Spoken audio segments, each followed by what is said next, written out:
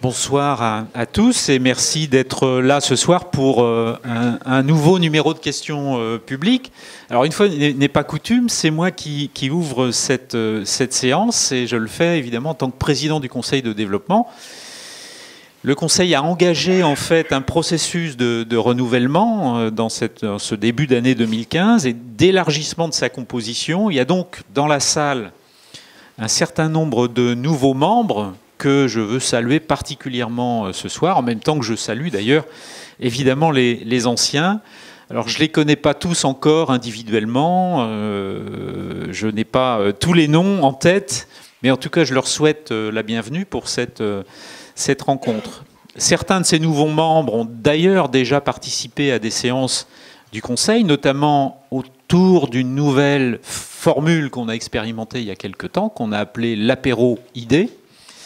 Mais pour certains qui sont là ce soir, c'est la première fois qu'ils sont dans une de nos séances. En tout cas, c'est aussi l'occasion de montrer la variété des formules de rencontres que propose le Conseil de développement. Alors je termine simplement par rapport à cette séance de ce soir, juste pour préciser qu'il n'y a pas d'apéro ce soir. Hein. C'est pas apéro questions publiques, c'est juste questions publiques. Ce soir, donc, c'est effectivement une séance de questions publiques, ce qui me permet aussi de souligner l'importance des partenariats pour enrichir le débat public. Vous savez que c'est une des ambitions du Conseil de développement que d'être un des piliers du débat public. Ce partenariat qu'on a établi avec la revue Place Publique et le CCO depuis plusieurs années, avec cette formule de questions publiques, est assez exemplaire. Et au passage, je remercie Thierry Guidet pour la part qu'il y prend et je lui laisse la parole pour présenter notre invité de ce soir. Eh bien, merci Philippe, merci de cette introduction, merci de tes remerciements.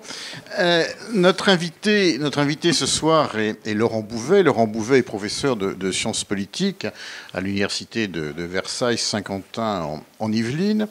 Il vient de sortir un livre dont on parle beaucoup, qui suscite d'assez vifs débats dans les milieux médiatico-politico-intellectuels. Un livre qui s'appelle « L'insécurité culturelle » et dont le sous-titre est « Sortir du malaise identitaire français ». Alors, c'est un livre qui n'est pas un livre d'opportunité, dans la mesure où Laurent Bouvet revient sur des thèmes qu'il travaille depuis longtemps déjà. Nous nous rappelions d'ailleurs à l'instant qu'il y a tout juste 5 ans, dans un numéro de Place Publique aujourd'hui épuisé, Laurent Bouvet avait écrit un article sur la question des communautarismes et notamment la critique qu'il faisait de l'assimilation de ce qu'on appelle la diversité à l'égalité, qui est un des thèmes de son livre, était déjà largement abordé dans cet article. Donc je disais à l'instant, ce n'est pas un livre de circonstances, mais il a profité, il faut bien le dire, de la triste actualité qui a été la nôtre au mois de janvier. C'est un livre qui est paru le 12 janvier.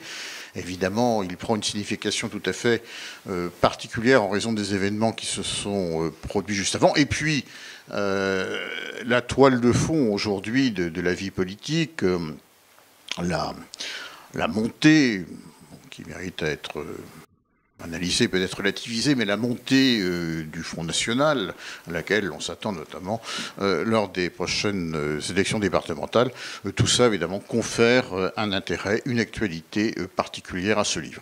Alors comme il y a un certain nombre de nouveaux, de gens qui ne sont pas habitués à nos débats, la règle du jeu est toujours la même. Pendant 3 quarts d'heure, 1 heure, nous allons avoir une conversation avec l'invité qui ne va pas se livrer à une communication ou à un cours ex cathedra, mais qui va discuter avec nous. Et ensuite, dans la deuxième partie de la soirée, eh bien, vous pourrez lui poser toutes les questions, lui présenter toutes les objections que vous voulez.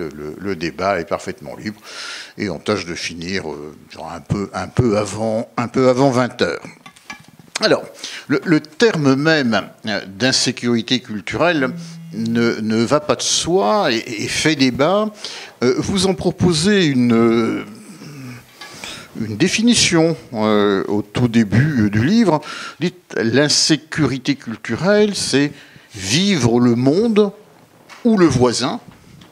Parce que ça, une des caractéristiques, c'est, on en parlera tout à l'heure, c'est le rapprochement entre le lointain et le proche. Vivre le monde ou le voisin comme une gêne ou une menace. Oui, alors c'est parti d'une définition plus large. D'abord, merci beaucoup pour votre invitation. C'est toujours important quand on fait un livre de pouvoir non seulement comme on dit, le promouvoir à travers les médias. Hein. On a toute une opération, et là c'est tombé pendant cette période très particulière. Il n'y a pas eu pendant 15 jours, d'abord j'en avais pas l'envie, et puis personne non plus n'avait envie de... Il n'y a pas eu de promotion. Juste après, évidemment, les attentats. Donc ça a commencé assez tard en janvier. Et puis là, ça s'est évidemment un peu terminé. La durée des promotions des livres est très très courte. Ensuite, il y a une deuxième phase en général. Et c'est... Voilà, j'ai déjà commencé à Marseille et là avec vous, et moi j'aime beaucoup ça, où on va à la rencontre de public. On fait des débats publics. Et ça, c'est toujours un moment extrêmement important parce que, évidemment, on parle de son livre différemment. On n'est pas juste là pour essayer d'expliquer rapidement ce qu'il y a dedans, mais justement d'échanger. Et souvent, ça donne des idées, non pas pour refaire le livre, mais pour faire le suivant. Donc, c'est très, très, très important. Donc, merci beaucoup pour votre invitation. Alors, pour répondre à votre question sur la définition. Alors, il faut repartir d'abord de ce terme lui-même, qui est étrange, qui ne va pas de soi. Une partie des polémiques qu'il a pu susciter autour de mon livre et au-delà d'ailleurs, c'était déjà le cas même avant que ce livre n'existe, vient de ce terme qui quand même est assez neuf dans le champ du débat politique, public et même académique français. Pourquoi ? Parce que, pour deux raisons, simplement. D'abord, le mot insécurité est un mot qui renvoie dans notre débat public à un certain nombre, disons, de prises de position politique et de difficultés de s'en extraire. L'insécurité, c'est un terme qui est employé par, notamment dans des discours sécuritaires, pour répondre à cette insécurité. L'insécurité au sens classique, physique, des biens et des personnes, si on veut. Et on sait ce que ça signifie. On en parlera abondamment, mais on sait ce que ça a signifié simplement ces dernières années dans le débat politique avec, par exemple, un Nicolas Sarkozy qui a beaucoup utilisé ce terme. Ça a été aussi un débat au sein du monde académique, intellectuel, autour, il y a quelques années, avec des sociologues notamment, contre des criminologues, ou censés s'appeler comme tels, qui étaient plutôt précisément autour de Sarkozy, et des sociologues qui étaient plutôt à gauche, avec l'idée d'opposer le sentiment... On en reviendra là-dessus, parce que j'en parle évidemment dans mon livre, à la réalité. Un sentiment d'insécurité, une réalité vécue de l'insécurité. Donc on y reviendra, je laisse ça, mais c'est pour ça que ce terme circule comme ça. Et puis, la deuxième raison, c'est parce que quand on lui accole l'adjectif culturel, là, ça brouille encore plus les pistes. L'insécurité des biens et des personnes, on voit à peu près, évidemment. L'insécurité économique et sociale, il y avait un sociologue qui était un de mes maîtres à l'école des hautes études, qui s'appelait Robert Castel, qui est mort maintenant, dont j'ai été très très proche dans les années 90, à l'époque où il a fait son grand livre qui s'appelait Les métamorphoses de la question sociale en 1995, qui avait écrit quelques années plus tard un petit livre à la République des idées qui s'appelait L'insécurité sociale, où à partir de tout son travail sur la désaffiliation sociale, sur le fait de perdre les grands collectifs protecteurs qu'on a, que le mouvement social, que les lois, etc., ont produit à travers le 19 et surtout le 20e siècle, il y avait, avec la crise économique, une désaffiliation et une insécurité sociale qui sourdait de tout cela, qui touchait très largement, pas seulement ceux qui sont directement, évidemment, pleinement touchés par le chômage de longue durée, par la précarité, mais aussi par la peur de tomber, justement, dans, comme on dit, dans ces risques sociaux. Donc j'ai beaucoup, évidemment, c'est une partie de mon héritage de formation. On voit bien, insécurité économique et sociale, ce que ça peut représenter. Tout le monde en a une idée assez précise, qu'on soit touché directement ou pas. Et là aussi, on pourra voir sentiment, réalité, mais en tout cas, ça existe. Mais alors, culturel. Voilà. Alors, quand on dit culturel, le problème en français de culturel, c'est que le terme, la culture, l'adjectif culturel, immédiatement renvoie plutôt au monde, disons, des arts, art et culture. Bon, on se dit, c'est la culture, le ministère de la culture, tout le monde voit très bien ce que c'est, etc. Or, culturel, c'est un mot qui a, culture et culturel, ce sont des mots qui ont une connotation plus savante, entre guillemets, anthropologique, sociologique, et qui sont plus immédiats dans le contexte de l'anglais, par exemple. Dans les sciences sociales en France, les sciences humaines et les sciences sociales, on utilise le mot culture dans son sens anthropologique et sociologique pour évidemment définir, alors c'est très large, des milieux de vie, des pratiques, des habitudes, qui ne sont pas simplement liées aux pratiques culturelles au sens où on les entend en France, mais qui sont liées au mode de vie, à la façon dont l'individu se situe par rapport à son groupe d'appartenance ou non, etc. Donc l'interculturel, etc. Donc, tout un ensemble de choses. C'est à ça que fait référence insécurité culturelle. Quand on met les deux termes ensemble, là, on est évidemment dans un degré de difficulté considérable. Alors, il y a deux choses. Il y a la première que vous avez dite, qui est que ce terme renvoie, et c'est pour ça que j'insiste beaucoup, ça peut paraître extrêmement ou pédant, ou un petit peu spécialisé, si l'on veut, mais j'insiste toujours dans les débats pour dire que ce n'est pas un concept. Parce qu'on me dit, mais c'est un concept qui n'existe pas dans les sciences sociales. Non, il n'existe pas, il n'a pas été conceptualisé, et mon livre n'est pas un livre de conceptualisation de l'insécurité culturelle. Si je faisais un livre de conceptualisation de l'insécurité culturelle, si j'avais voulu faire ça, je l'aurais fait autrement. Ce n'est pas un concept. C'est simplement une expression qui essaie de saisir, avant même sa théorisation, donc comme concept, qui essaie de saisir des pratiques, qui essaye de saisir surtout des représentations. Et des représentations, qu'est-ce que c'est ? C'est ce que nous faisons tous, individuellement ou collectivement.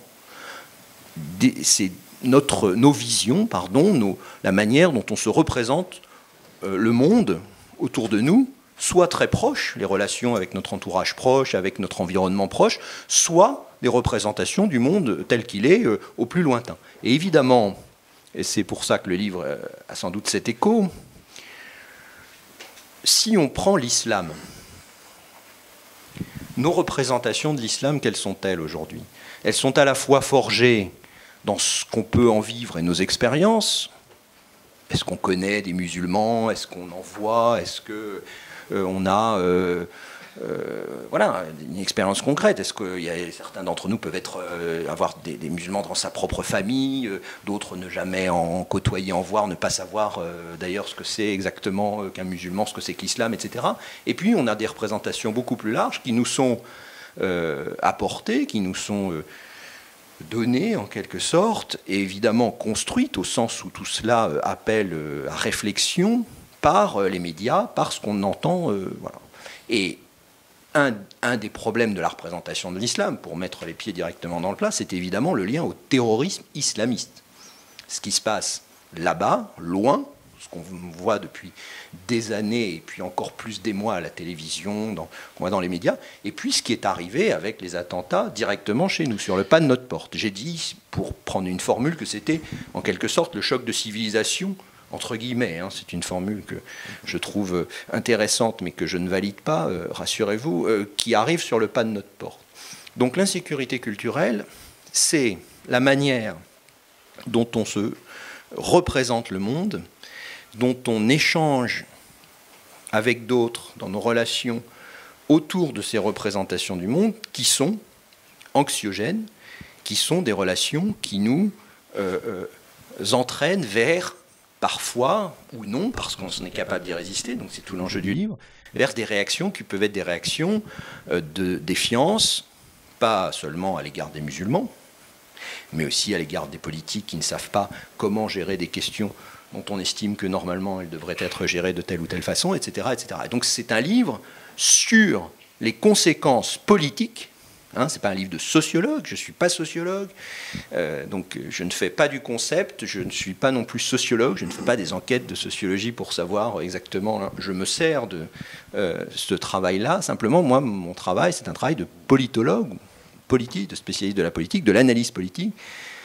Quels sont les impacts de ces représentations vraies qui correspondent réellement à une expérience ou fausse, totalement construite et totalement à côté de la plaque de la réalité, mais encore une fois en termes de représentation politique, l'impact politique de ces représentations, c'est ça qui m'intéresse. Et qu'elles soient vraies ou fausses, je termine juste par là, pour l'impact politique qu'elles ont, ça n'a pas d'importance. Les gens ne votent pas en fonction de représentations toujours exactes de la réalité. Donc moi, ce que je prends en compte, c'est la manière dont ils votent ou dont ils ne votent pas, la manière dont ils se mobilisent ou non, la manière dont ils répondent à des questions dans des sondages ou non, etc., etc. Qu'ils soient complètement à côté de la plaque, qu'ils disent n'importe quoi, qu'ils fassent l'amalgame entre un musulman et un terroriste, etc., c'est pas mon sujet. Ça pose évidemment des problèmes et on peut en discuter, ô combien, mais ce n'est pas mon sujet. Mon sujet, c'est de savoir pourquoi, politiquement, ils développent tel comportement, telle attitude en fonction des représentations. Donc j'essaye d'étudier, de comprendre les représentations et de comprendre comment elles se traduisent politiquement et ensuite, évidemment, quelles en sont les conséquences par rapport à ce qu'on appelle maintenant, tout le monde utilise ce terme, le vivre ensemble, l'identité collective, etc. Alors, vous venez d'évoquer l'islam, ou du moins les représentations qu'on peut s'en faire. Il y a trois autres grandes mutations que vous évoquez rapidement et qui vous semblent caractériser ce que vous appelez, enfin, ce qui cause du moins une peur confuse et multiforme face à un environnement perçu comme chaotique et illisible. Donc, outre la montée de l'islamisme, il y a la mondialisation, il y a la crise de la construction européenne, et la crise économique et financière. Oui, c'est le point de départ du livre. L'insécurité culturelle et représentation. Là, j'ai pris le point qui est le point le plus, aujourd'hui, qui fait le plus débat, qui est le point dur aujourd'hui. Cette focalisation, le nombre d'acteurs, on le voit tous les jours autour de l'islam, de la question de l'islam dans la société française, etc., etc. Mais l'insécurité culturelle, ce n'est pas uniquement, et ça ne part pas de là. Ça, à la limite, c'est un point d'arrivée politique. L'insécurité culturelle, elle est totalement liée aux autres formes d'insécurité. Il n'y a pas dans l'expérience commune qu'on en a, encore une fois, vécue ou ressentie, il n'y a pas on ne fait pas précisément la distinction entre l'insécurité économique, l'insécurité culturelle, les menaces sur notre mode de vie, les menaces sur notre emploi, sur le devenir de nos enfants, etc., sur la porosité des frontières pour les biens et les capitaux, mais pas pour l'immigration. Tout cela n'existe pas dans la manière dont on construit nos représentations. Donc c'est pour ça que j'insiste là-dessus. Les représentations sont construites à partir d'éléments d'informations dont on dispose. Et il y a un ensemble d'éléments qui contribuent. L'islam est cette fois un parmi d'autres.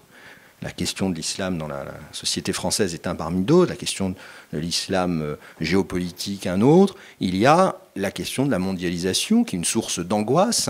Je cite les enquêtes dans mon livre. En une dizaine d'années, il y a un retournement complet sur la mondialisation. Il y a encore une dizaine d'années, quand on interrogeait des sondages d'opinion, on avait une très très large majorité de l'opinion qui considérait que la mondialisation était plutôt, on dira, une chance pour la France. Allait plutôt permettre d'améliorer, de développer. Alors c'était pas la mondialisation heureuse, comme disait Alain Minc, mais c'était l'idée qu'il y avait quand même quelque chose qui pouvait bénéficier à tous, aussi bien aux pays en retard de développement qu'à nous-mêmes.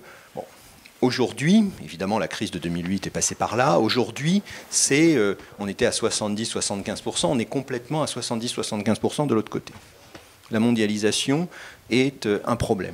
Elle est un problème car elle nous contraint de manière très forte économiquement. Elle entraîne des délocalisations, elle entraîne tout un ensemble de conséquences justement sur l'insécurité économique. Et puis, pareil sur l'Europe.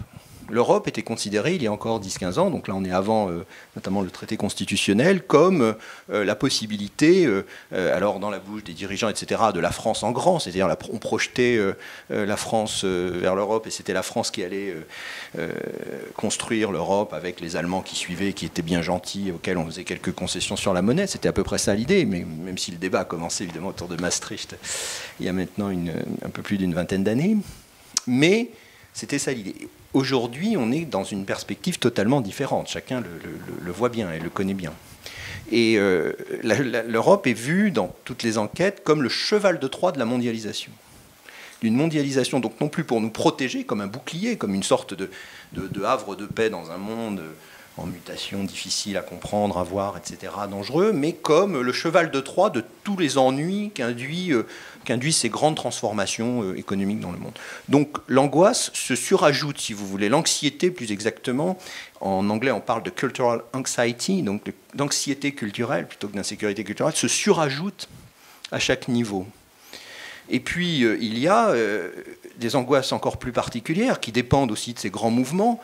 Je laisse de côté les crises sanitaires, les crises, les maladies, etc., tous les délires autour des virus. On se rappelle la fièvre Ebola il y a encore quelques mois. Enfin, on a vraiment, évidemment, envie là-dedans, donc qui n'est pas très engageant non plus.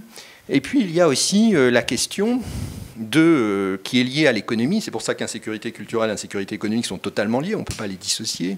Qui est la question de l'ouverture des frontières.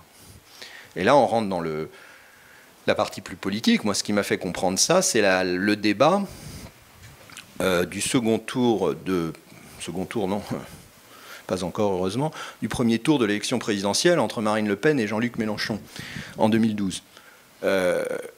Ils ont fait un débat sur BFM TV. Un mois et demi avant le premier tour, me semble-t-il, je ne me rappelle plus exactement. Ils étaient relativement d'accord sur l'analyse de la mondialisation, la mutation du capitalisme, donc la critique évidemment, sur l'Europe. Il y avait des points d'accord très forts sur la manière d'y réagir, de réinvestir dans le service public, de ne pas laisser la dépense publique diminuer, etc. Il y avait des points d'accord assez importants sur le programme économique. Le programme économique du Front National, vous le savez, a beaucoup évolué ces dernières années. C'est beaucoup gauchisé au sens propre. Mais il y a un moment où l'accord était plus possible, c'était quand ils ont commencé à parler de la question de la fermeture des frontières, que souhaitaient de manière un peu différente, bien sûr, hein, je ne les assimile pas et je ne les mets pas à égalité, hein, Le Pen et Mélenchon, comme le font certains journalistes de manière bien hasardeuse, mais ils étaient relativement d'accord pour dire qu'une des solutions à cette question générale de la mondialisation, à la crise européenne, était la fermeture des frontières. Mais disons une protection, une sorte de protectionnisme. Plus européen pour Mélenchon, évidemment, plus nationaliste pour Marine Le Pen. Mais il y avait une relative convergence. Là où ils n'étaient plus d'accord, évidemment, c'était sur les frontières et les hommes, sur l'immigration. Et Marine Le Pen, évidemment, voulait inclure l'immigration, voulait inclure la fermeture des frontières, si on veut, à l'appliquer aux hommes, à la circulation des hommes. Mélenchon, évidemment, disant que c'était hors de question que son internationalisme, que l'humanisme, etc., que c'était vraiment la caractéristique essentielle de la gauche, qui distinguerait toujours la gauche de la droite et évidemment de l'extrême droite, de laisser les frontières ouvertes, de régulariser les sans-papiers, etc. Or, là aussi, malheureusement, politiquement, il y a une solution de continuité.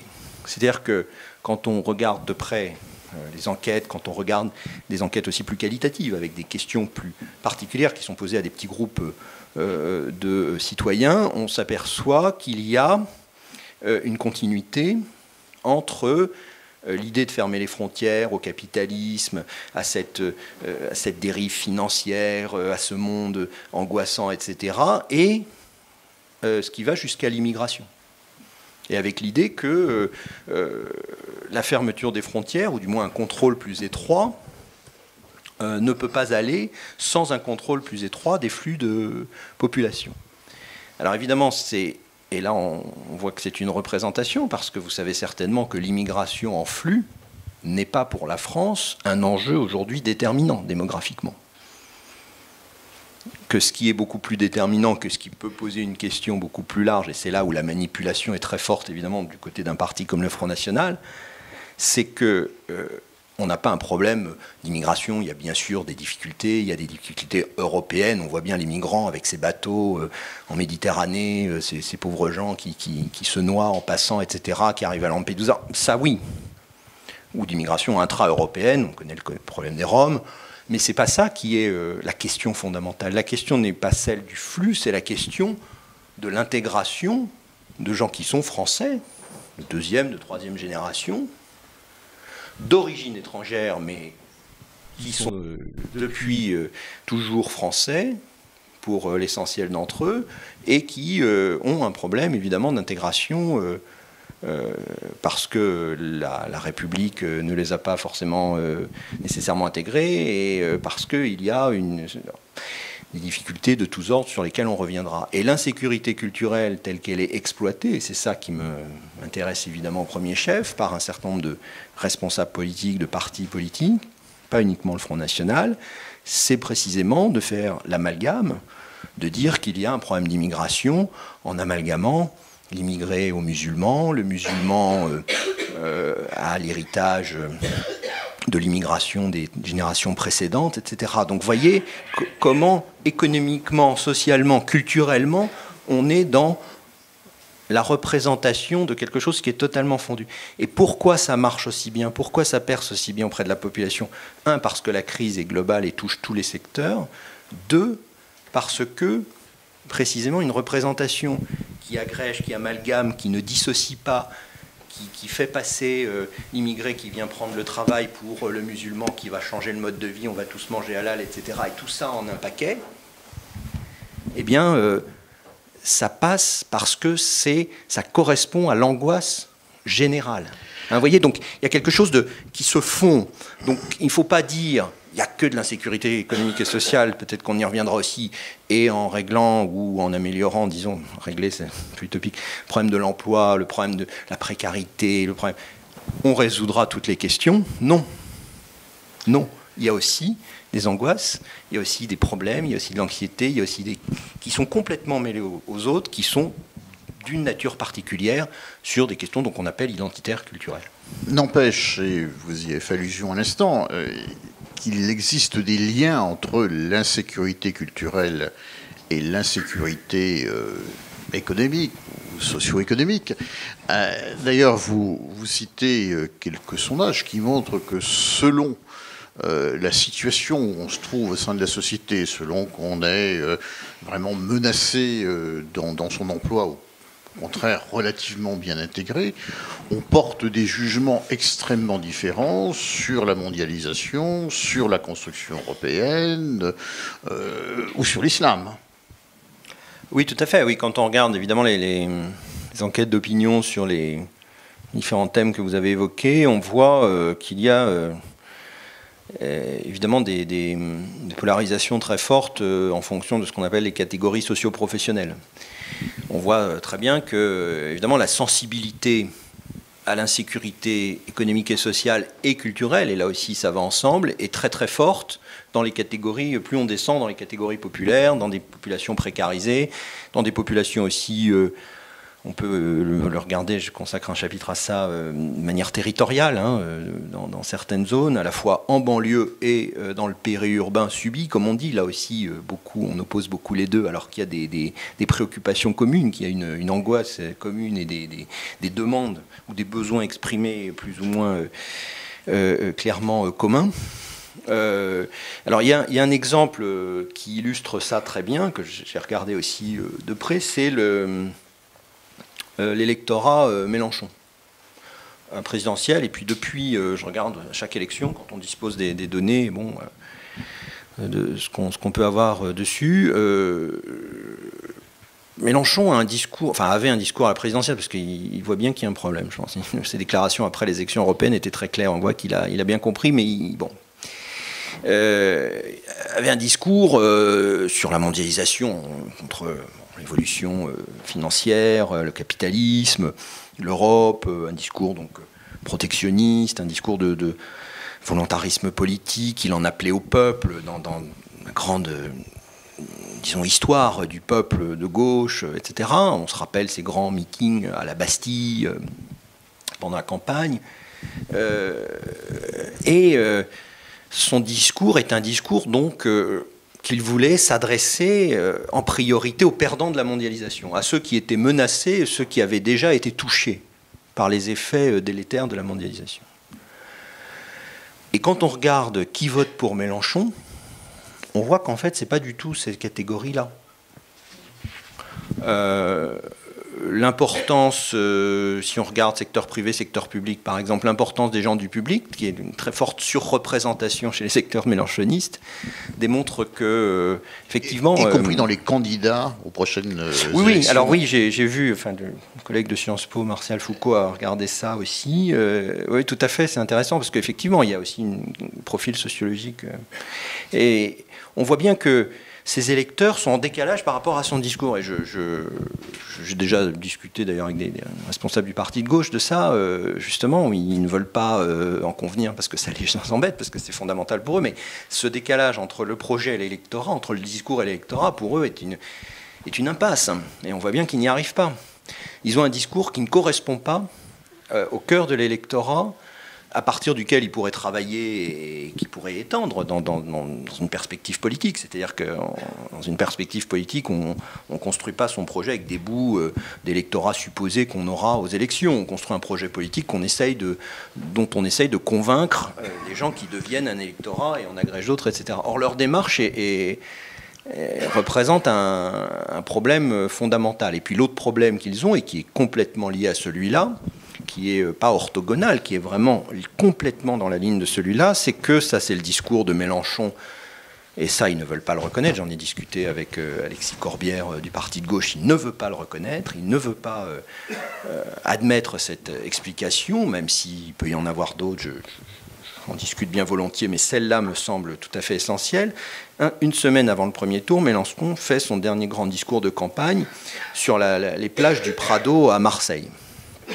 Et dans ce discours, il rompt avec la structure des discours qu'il avait fait jusque-là, et il se lance, parce qu'il est à Marseille, il se lance dans un grand plaidoyer sur les deux rives de la Méditerranée, notre espace commun, notre civilisation commune, l'idée qu'on soit tous ensemble, et que, voilà, avec un fort appel à l'idée que, justement, la frontière doit être ouverte, que la France, c'est cette frontière ouverte, que l'Europe ne doit pas être une citadelle, etc., etc. Jusqu'à ce jour, il est au coude à coude avec Marine Le Pen. Ils sont autour, dans différentes enquêtes, j'ai agrégé les différents résultats des enquêtes, ils sont autour de 14%. Une semaine après, quasiment 7 points de différence. 11, 18, hein, un peu moins, enfin, quasiment 7 points. Bon, moi je veux bien qu'on m'explique que c'est parce que les électeurs ont choisi le vote utile, certainement, d'aller voter plutôt Hollande que Mélenchon au dernier moment, qui est... Bon, oui, bien sûr, de manière politologique, on peut tout à fait l'expliquer, mais c'est compliqué à évaluer, hein, mais ça n'explique pas la totalité du vote. Il y a un moment où, notamment dans les catégories populaires, puisque c'est là que le décrochage se fait, là, il y a très nettement un décrochage dont l'hypothèse que j'avais faite à ce moment-là, justement, en appelant ça l'insécurité culturelle, je reprenais cette expression qui n'est pas de moi, précisément, parce qu'elle m'avait paru intéressante. Justement, je dis, ça, c'est une hypothèse qu'il faut travailler, que le parti de gauche aurait intérêt, le front de gauche en général, aurait intérêt à travailler. C'est-à-dire, est-ce que ce discours d'ouverture à l'immigration, du fait qu'il n'y ait pas de frontières, qu'il ne doivent pas y avoir de frontières entre ce que nous sommes et ce qu'il y a au-delà de la frontière, que la frontière ne doit être qu'une plaine sans rien, plutôt que quelque chose qui existe, où il se passe des choses, qu'on échange, qui n'est ni ouvert ni fermé, mais qui est un lieu de passage et d'échange, eh bien, ça, je pense que il y a là une incohérence qui a coûté cher au parti de Jean-Luc Mélenchon, au Front de gauche, de manière générale, et qui lui a coûté certainement un certain nombre de votes par rapport à Marine Le Pen. Je ne dis pas qu'il y a des électeurs qui sont passés de l'un à l'autre, c'est pas comme ça que ça se passe, mais je pense que là, il y a quelque chose. Et ne pas vouloir voir ça, c'est s'aveugler sur son propre échec politique. Avant de poursuivre sur la vie politique française, je propose qu'on fasse un petit détour dans l'espace et dans le temps. Il y a un phénomène énigmatique que vous évoquez rapidement, c'est ce que vous appelez le tournant identitaire. C'est précisément un des thèmes que vous abordiez dans cet article de Place Publique. Vous dites, voilà, dans les années 60, 70, il y a une montée de revendications identitaires liées je sais pas, aux orientations sexuelles, enfin un certain nombre de comportements plutôt individuels, en même temps que se délite ce qu'on appelait traditionnellement la conscience de classe. Qu'est-ce qui s'est... Comment l'expliquez-vous? Est-ce que c'est un changement du système économique? Est-ce que c'est l'avènement de la société des individus? Est-ce que c'est tout ça à la fois? En fait, il y a eu ça. C'est l'explication d'un certain nombre de développements à l'intérieur de la vaste transition qui se déroule autour de la fin des années 60 et le début des années 70, qui est la transition. Alors il y a eu plein de travaux sur cette transition d'appellation, le passage à une société post-industrielle, à une société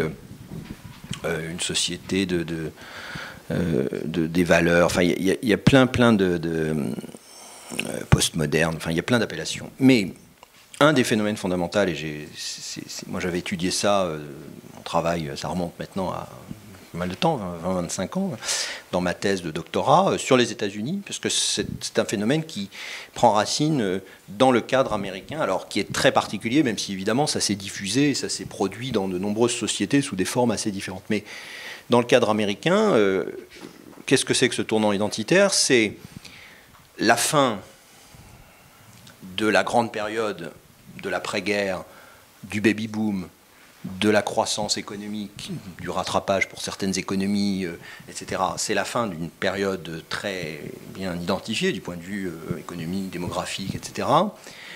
C'est la fin aussi pour les États-Unis, mais c'est aussi pour les grandes puissances qui ont été les puissances coloniales, dont la France, les 60 après la guerre d'Algérie. C'est la fin les États-Unis dans une autre forme avec le Vietnam un peu plus tard. C'est la fin aussi d'une forme d'illusion d'un Occident qui peut dominer par ses valeurs, etc., le monde.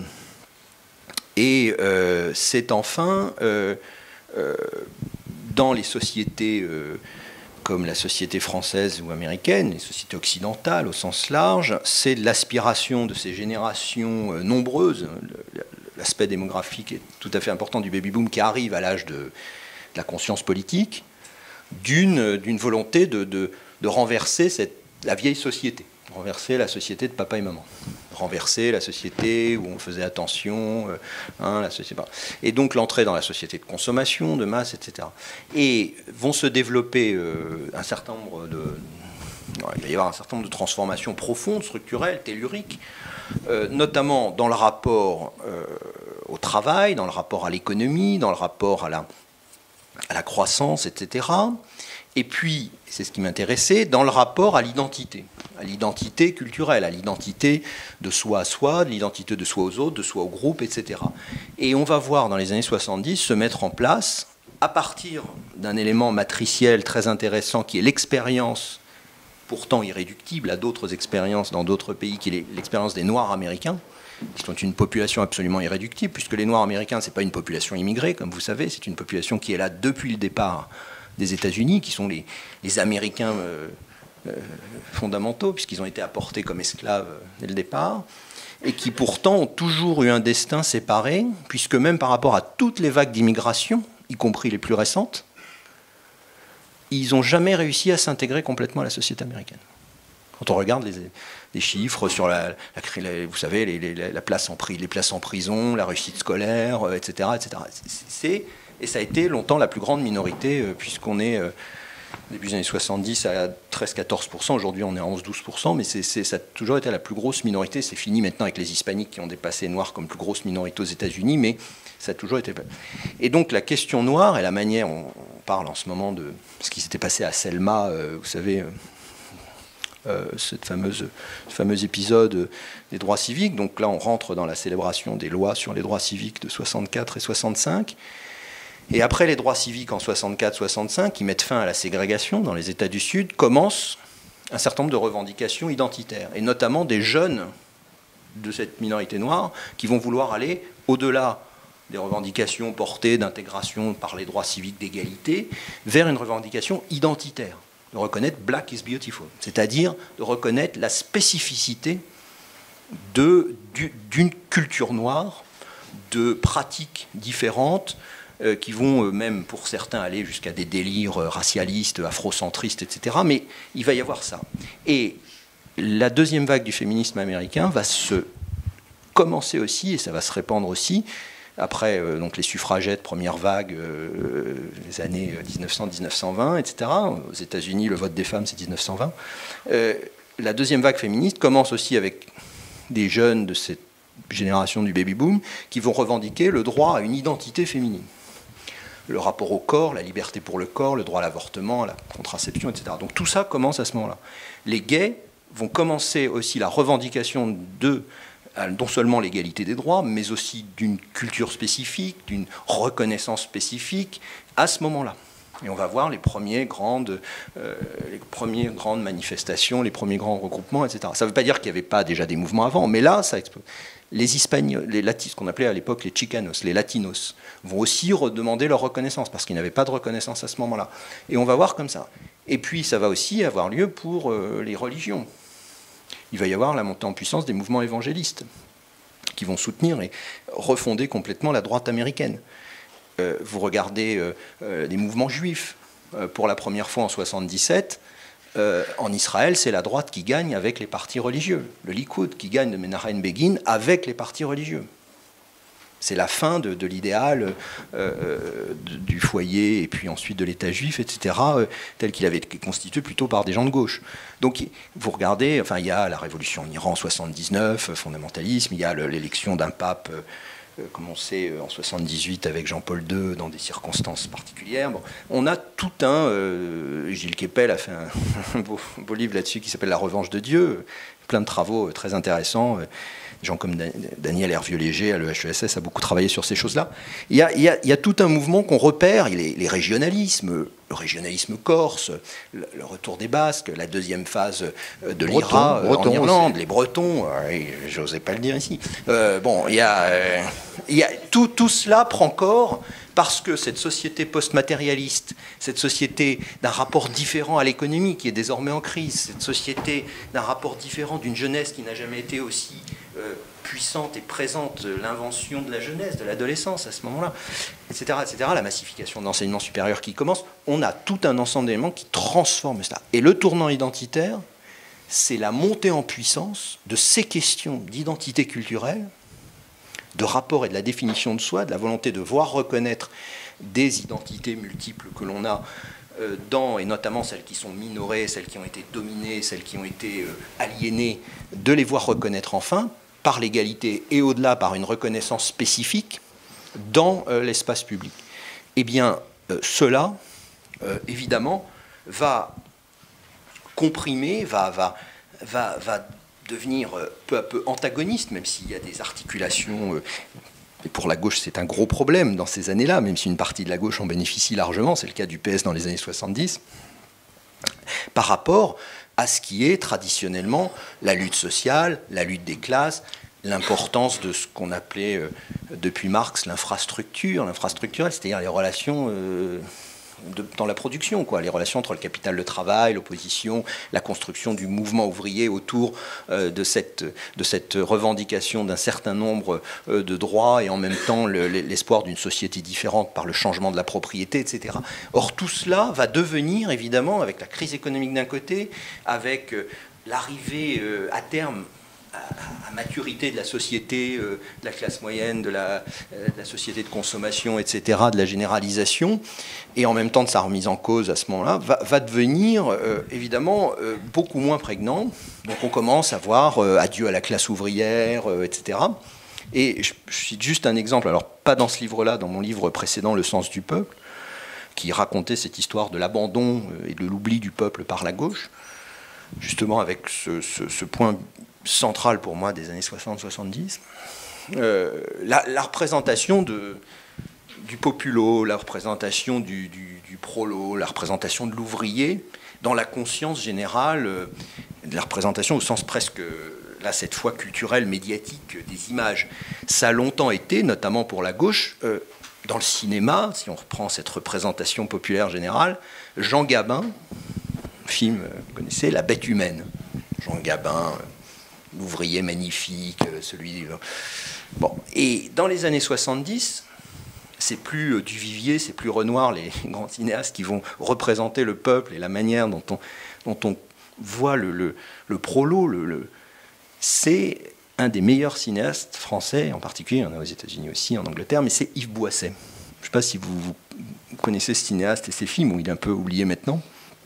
Et Yves Boisset va faire, alors c'est, je ne sais plus la date exacte, je crois que c'est 74, va faire un film qui s'appelle Dupont-la-Joie. Et le modèle, la représentation du prolo, c'est plus Jean Gabin, c'est Jean Carmet. Veule, lâche, raciste, sexiste, avec une histoire horrible dans ce film où ils accusent des étrangers, des immigrés, évidemment maghrébins, d'avoir violé et tué la fille. Bon, et c'est la représentation, c'est intéressant parce que dans les représentations, c'est un changement fondamental en quelques décennies. Or, il y a quelque chose là qui se joue, qui est de l'ordre donc du tournant identitaire. Et ce tournant identitaire, évidemment, c'est pas un phénomène, c'est pas le hula hop, ça fait pas une saison.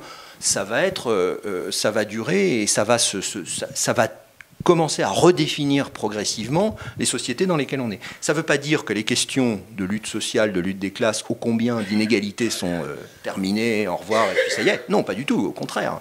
Mais ça veut dire que désormais, notamment la gauche, va avoir à gérer aussi ces questions. Justement, le temps passe très vite, nous allons être contraints d'accélérer un petit peu et de revenir à la vie politique française. Donc je propose qu'on évoque successivement la situation du Front National, celle de la droite, et qu'on termine par celle de la gauche, et puis aussi quelques-unes de vos propositions. Alors, sur le Front National, vous dites qu'il s'est construit comme une réponse politique à l'insécurité culturelle qui traverse la société française et plus spécifiquement les catégories populaires. Et ça, vous dites que personne n'a trouvé la parade jusque-là. Ah ben non, parce que si on l'avait... On n'a même pas compris que c'était ça. Oui, enfin, si on avait la parade et si on avait la solution... moi, je dis toujours si j'avais la solution, parce que les gens me demandent, bon, mais qu'est-ce qu'on peut faire? Vous seriez président de la République. Non, je la vendrais, comme ça, je deviendrais riche. Non, mais... Comment le Front National s'y a-t-il pris pour incarner ce sentiment d'insécurité culturelle? Alors, le Front National, si on reprend, parce que le Front National, c'est aussi, il faut le voir aussi comme ça, enfin, on peut aussi le voir comme ça, mais c'est surtout le Front National d'aujourd'hui. C'est pas que ça, oui, mais son histoire, c'est aussi l'histoire du tournant identitaire. C'est-à-dire que la possibilité pour un aventurier politique comme Jean-Marie Le Pen, qui était déjà présent, comme vous savez, sous la 4e République, puisqu'il avait été élu député en 1956, de pouvoir agréger des familles de l'extrême droite et de la droite nationale française, comme il le fait au début des années 70, ce que jamais personne n'avait réussi avant, avec évidemment les problèmes, les strates et les conflits et les difficultés d'apparaître publiquement depuis Vichy, depuis la guerre d'Algérie, etc. Ce qu'il fait là, c'est rendu possible aussi par l'exacerbation de ces questions identitaires. Car la caractéristique principale de tous ces groupes qui vont s'agréger dans le Front National à son pourtour, sortir, rentrer, etc., donc les cathos traditionnalistes, les occidentalistes païens, les vieux OAS, les vichistes pas repentis, enfin bon, toute la cohorte. Bon, enfin, le génie entre guillemets de Jean-Marie Le Pen, c'est d'avoir été capable, de comprendre ce qu'il fallait faire en agrégeant ces familles et de les projeter dans la Ve République, dans le système de la Ve. C'est quand même, on dit Mitterrand a fait pour le PS, il a mis le PS dans la Ve, réussi à conquérir. Enfin, Le Pen a quand même, avec l'entreprise familiale derrière, enfin, tout ça est quand même, on en pense sur le fond, à mon avis, la même chose tous, mais il faut reconnaître son génie politique. C'est quand même, et ça se fait dans le cadre justement de l'identitarisation, pardon pour ce mot immonde, de cette période. C'est ça le Front National. Alors, ça répond aussi à votre question, parce que ça va être une dimension essentielle. Et c'est quelque chose que, fondamentalement, on n'a jamais pu comprendre, à la limite peut-être, mais accepter, non, notamment à gauche. Et dans la manière de combattre le Front National, à partir du moment où il va devenir réellement une force politique qui compte, à partir des années 80, ça va être important, parce que ce qui va rester dans la manière dont on construit les outils du combat politique, sa stratégie, sa compréhension de la société, etc., va rester essentiellement lié à l'économisme, c'est-à-dire à l'idée que c'est d'abord et avant tout dans les rapports de force productive, dans l'économie, que tout se joue. Et que le reste, comme disait Marx, c'est la superstructure. Il y a l'infrastructure, les rapports de force productive, et puis il y a la superstructure, le reste, la religion, la morale, la politique, et tout le reste est lié et dépend des rapports dans l'infrastructure. Et même si la gauche va épouser ce qu'on appelle les nouveaux mouvements sociaux dans les années 70, le féminisme, les revendications gays, régionalistes, etc., la descente. Même si la gauche épouse tout ça, et c'est ce qui va réussir aussi à la porter au pouvoir, ça, puis le programme commun, la stratégie de Mitterrand d'étouffer les communistes en reprenant leur discours, etc., il y a quand même fondamentalement encore l'idée qu'on soit de la gauche du gouvernement, la conversion libérale, allez, disons-le comme ça, ou la gauche radicale qui critique cette conversion libérale, on continue de penser que c'est l'économie qui est fondamentale. Or, l'erreur, c'est que tous les aspects culturels identitaires deviennent non pas surdéterminants, ce serait faux de le dire, mais très très importants. Et à l'extrême droite, et on n'a jamais pu le voir fondamentalement à cause de cela, pas seulement parce qu'on considère que c'est des racistes, des salauds, des nazis, des fachos, ça oui, ça c'est la rhétorique, c'est l'habillage, et puis il y a une réalité, il y a des racistes, plus là-bas qu'ailleurs, etc. Bien sûr, mais fondamentalement, c'est qu'on n'a jamais voulu comprendre, en particulier à gauche, à droite, c'est un petit peu différent. À gauche, on n'a jamais voulu comprendre qu'il y avait de plus en plus une importance de toutes ces questions identitaires, culturelles, etc. Ce qui donne ce que vous disiez tout à l'heure, c'est-à-dire on aboutit à une situation 30 ans après, si je puis dire, si on prend les années 80 comme point de repère, on aboutit à une situation où, aujourd'hui, on est démuni, mais je dirais, politiquement bien sûr, on le voit, c'est évident, mais intellectuellement, philosophiquement, dans la réflexion, pas pour comprendre pourquoi machin n'aime pas les étrangers, raciste, va voter Le Pen plutôt que Jean-Luc Mélenchon, comme je le disais, ça oui, mais qu'est-ce qui fondamentalement permet à des visions identitaires, des conceptions, des représentations identitaires de tout un ensemble de la population, de se retrouver à un moment donné dans une proposition politique. Ça, on n'arrive pas à le comprendre. Ça, c'est un point obscur, un point aveugle, pardon. Et c'est quelque chose d'extrêmement difficile, parce que dès qu'on rentre dans ces considérations, la limite, c'est, ah ben non, mais ça, d'abord, c'est des questions secondaires, etc. Si les gens votent Le Pen, c'est parce qu'ils sont au chômage, ils sont dans la précarité, ça va pas, etc. Bon, il n'y a pas que ça. Il y a ça, mais il n'y a pas que ça. Et quand vous interrogez tous les électeurs, enfin tous les citoyens, et que vous répartissez par préférence, par vote, à la dernière élection, etc., la majorité dit l'emploi, le pouvoir d'achat, les impôts, toutes les questions économiques sociales, sauf les électeurs du Front National, qui mettent en avant l'immigration, qui mettent en avant des questions identitaires et culturelles, par rapport à l'Europe, par rapport aux frontières, etc. Et ensuite, avec un petit peu derrière, les questions d'emploi et les questions économiques. Donc là, on est sur une difficulté, je dirais, qui est d'un ordre bien supérieur à la politique, qui est, et c'est un problème c'est pour ça, moi, que je travaille là-dessus, et que je suis revenu des États-Unis, du travail sur les États-Unis en France, là-dessus, pour essayer de convaincre la gauche, et en général, dans le débat public, de s'intéresser à ces questions, et de ne pas juste les passer par perte. Oui, mais justement, vous expliquez dans votre livre que la gauche s'y intéresse, mais s'y intéresse mal. Puisqu'en fait, vous nous expliquez que la gauche boite, en quelque sorte, mais tout en marchant sur deux pieds. D'une part, ce primat accordé à l'économie, un marxisme un peu sommaire que vous décrivez, mais qui est toujours à l'œuvre aujourd'hui, puisque en fait, les espoirs du président de la République et du gouvernement sont sont suspendus à une hypothétique reprise. Ça, c'est un pied. Et puis, l'autre pied, c'est l'espèce d'admiration béate devant le multiculturalisme. Alors, d'abord, l'économisme, qui a été dénoncé dans la tradition marxiste par des gens aussi éminents et respectables que Gramsci ou Karl Polanyi, et qui ont compris ça. Donc on est dans les années 20, les années 30-40. Hein, mais même Jean Jaurès. Alors, ouais, enfin, bon, on va pas. On pourrait parler de Proudhon si vous voulez, mais c'est dans son débat avec Marx. Mais c'est un petit peu. On va laisser de côté. Ne compliquons pas une autre. Vous me réinviterez pour une autre séance. D'accord. Non, mais il y a toujours eu un débat sur ces questions. Mais ce qui a dominé, ce qui a été fondamental, c'est l'économisme. C'est pas une spécialité marxiste, simplement. Marx est un économiciste parce qu'il utilise la boîte à outils de l'économie classique. Il a lu Smith, Ricardo, Say, il a lu Malthus, il a lu tout le monde. Il a eu du temps passé à la British Library, il les a tous lus. Et il utilise leur théorie. Quand vous lisez Marx, la théorie de la rente, la théorie de la valeur, etc., ce sont des théories classiques, de l'économie classique, en les retournant, comme il a fait quelques années avant avec Hegel, avec la philosophie de l'histoire. Il retourne tout ça, mais c'est le même homo economicus. C'est la même chose.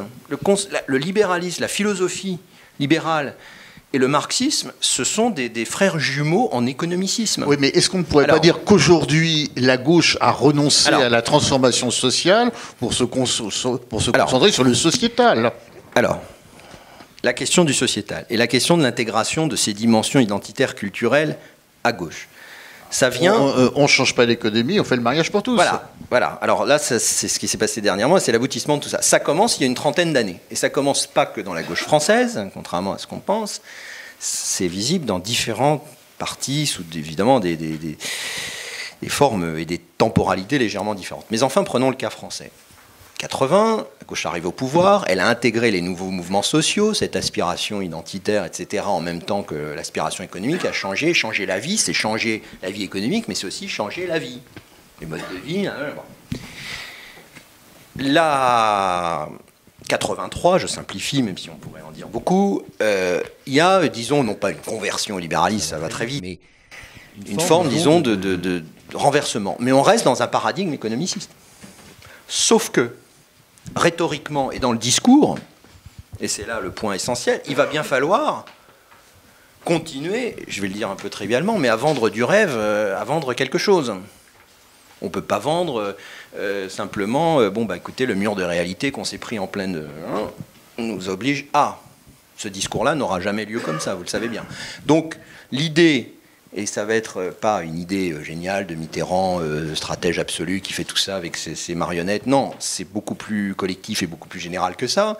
C'est aussi lié à la forme qu'a prise en France la question sociale qui se déplace vers une question des banlieues, des quartiers, de la deuxième génération, de la marche des beurs, de revendications qui ne sont pas au début des revendications identitaires. La marche des beurs, c'est pas on veut voir reconnaître notre identité beurre. Ça, c'est une interprétation qui va commencer. Mais c'est pas ça. C'est une revendication d'égalité, d'intégration et d'égalité par les droits. Et c'est un schéma assez semblable à celui des droits civiques noirs, des Noirs aux États-Unis quelques années plus tôt. Simplement, ce qui va se passer, c'est qu'il va y avoir une exploitation, il va y avoir de la part des médias, c'est pas Mitterrand et Julien Drey, SOS Racisme, et tout ça, c'est un ensemble, de la part des médias, de la part d'un certain nombre d'intellectuels, de la part d'associations, il y a aussi un business qui se constitue autour de ça, qui va exploiter cette revendication en faisant la nouvelle revendication de la gauche, de l'avenir, de l'avant-garde, etc. Et pour beaucoup vont ressortir à cette occasion-là, évidemment, tout le rapport à l'histoire, non plus simplement à Vichy, qui commence à s'éloigner, mais à la guerre d'Algérie et au traumatisme dans la société française. Et on va avoir, et notamment dans la montée du Front National et dans le rapport, la dialectique et la rhétorique même vis-à-vis du Front National, on va avoir évidemment cette idée qu'il y a d'un côté à gauche une forme, une partie de la gauche a combattu la guerre d'Algérie, une culpabilité Et c'est tout ça sous la présidence d'un homme qui s'appelle Mitterrand, dont on se rappelle quel a été son rôle pendant la guerre d'Algérie, comme ministre de la 4e. Donc il va y avoir entre guillemets, je dirais ça comme ça, une culturalisation des enjeux parce qu'il y a un certain nombre d'intérêts, parce qu'il va se constituer un certain nombre d'acteurs que j'appellerais identitaires, qui vont commencer à jouer de ces enjeux. Et ça va rejoindre des préoccupations qu'on a dans d'autres sociétés avec d'autres histoires, d'autres temporalités.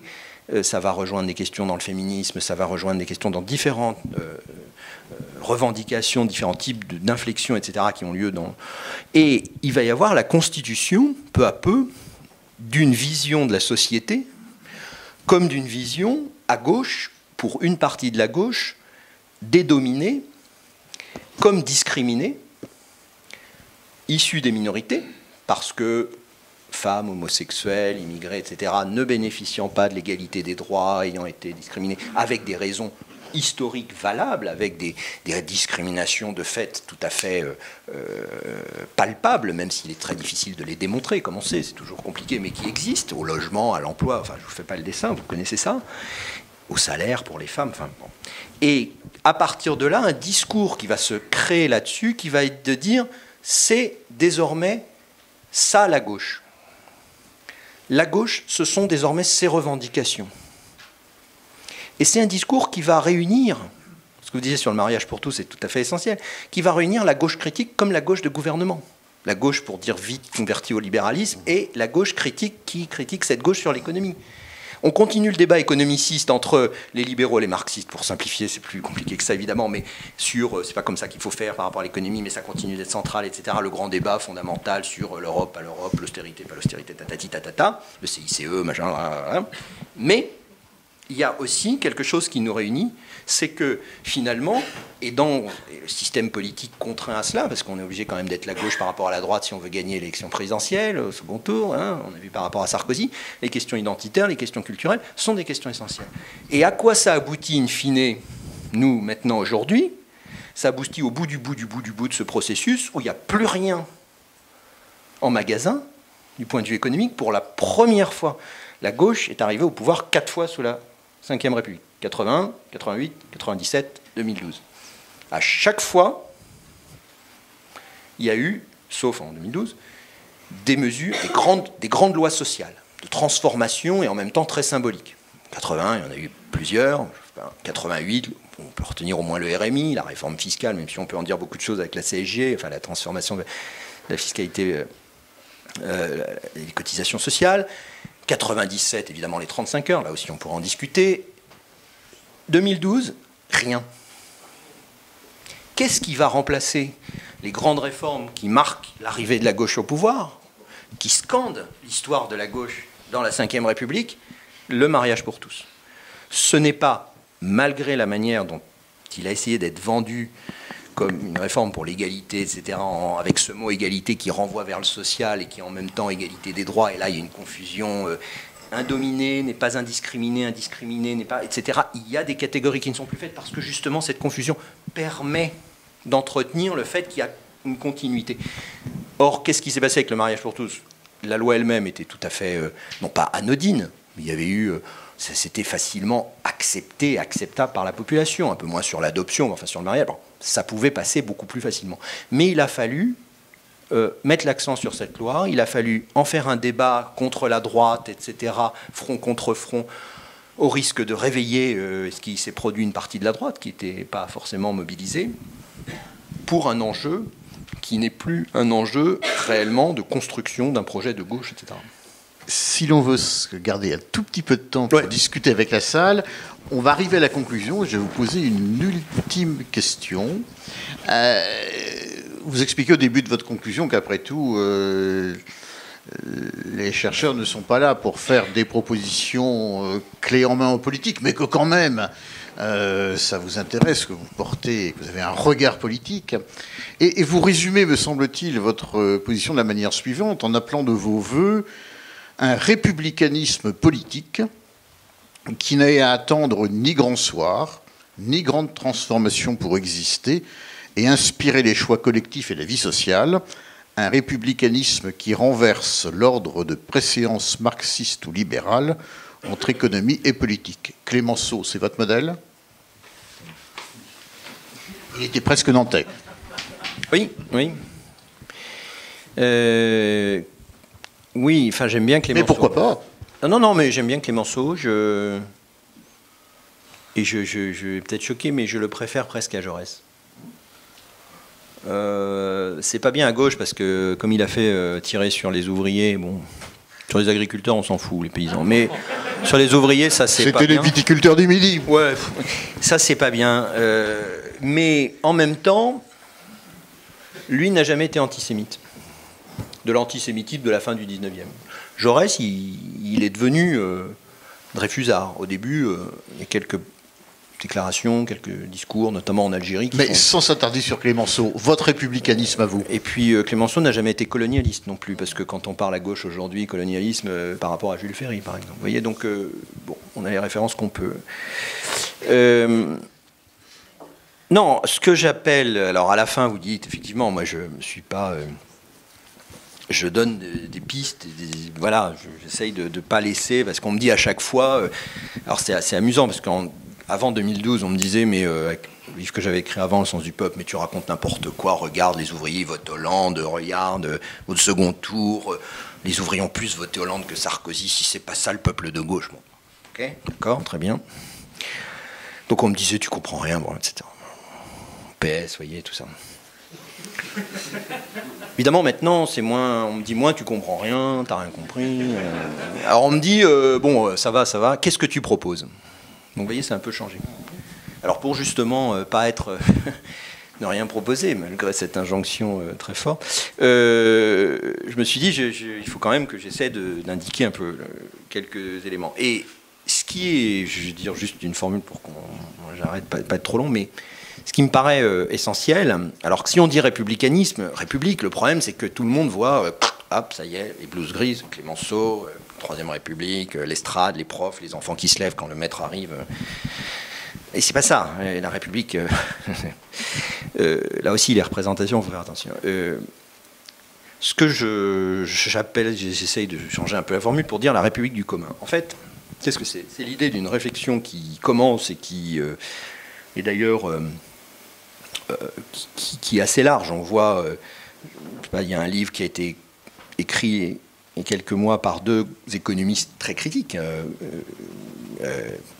Dardot et Laval, sur le commun, sur une vision extrêmement intéressante, une reprise justement de l'attrait marxiste pour le coup.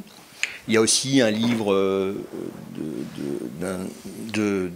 alors là, dans un autre genre, Henri Verdier et Nicolas Collin, sur la multitude, qui est là aussi une vision de la manière dont on s'organise, dont la société reprend le pouvoir sur elle-même, etc. Donc moi, j'ai beaucoup étudié aussi les théories de l'empowerment, etc. Pour moi, la République, le commun, la République du commun, c'est la possibilité de continuer à construire un projet. Voilà. Et pour moi, la France, dans le débat sur l'identité nationale qui nous a été proposé en 2009 par Sarkozy dans les préfectures, comme on se souvient, et qui a eu tant de succès, j'avais fait une réunion au PS, on m'avait invité avec plusieurs PS consulte de temps en temps des intellos, des chercheurs, des machins, bon, nous avaient invités pour savoir ce qu'on en pensait. Tous les collègues qui étaient là avaient dit non mais l'identité nationale ça n'existe pas, qu'est-ce que c'est que ces bêtises, il n'y a pas d'identité nationale en France, il faut arrêter, Sarkozy, salaud, fasciste, etc. Bon, okay. Moi j'avais dit écoutez, le débat tel qu'il est posé par Sarkozy, PS n'a même pas besoin de participer, il va tomber tout seul, c'est pas la question. Simplement, la question d'identité nationale, le PS ferait bien de se la poser. Non pas parce qu'elle existe, pas figée ou pas, mais qu'est-ce que c'est l'identité? S'il y a l'identité de quelque chose qu'on peut appeler la nation française, c'est pas une nation figée, ethnique, les cathédrales, Jeanne d'Arc, Milan, etc.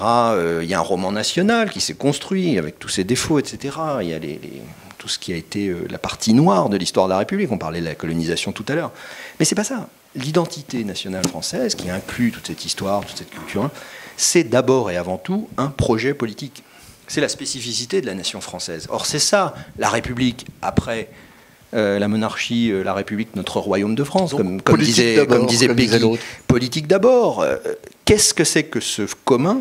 C'est ce qu'on a de commun, c'est ce qu'on a à faire ensemble, qui nous rapproche, qui nous unit, qui nous oblige à débattre de nos contradictions, de nos différences, de nos intérêts de classe politique, économique, politique, mais qui ne doit pas faire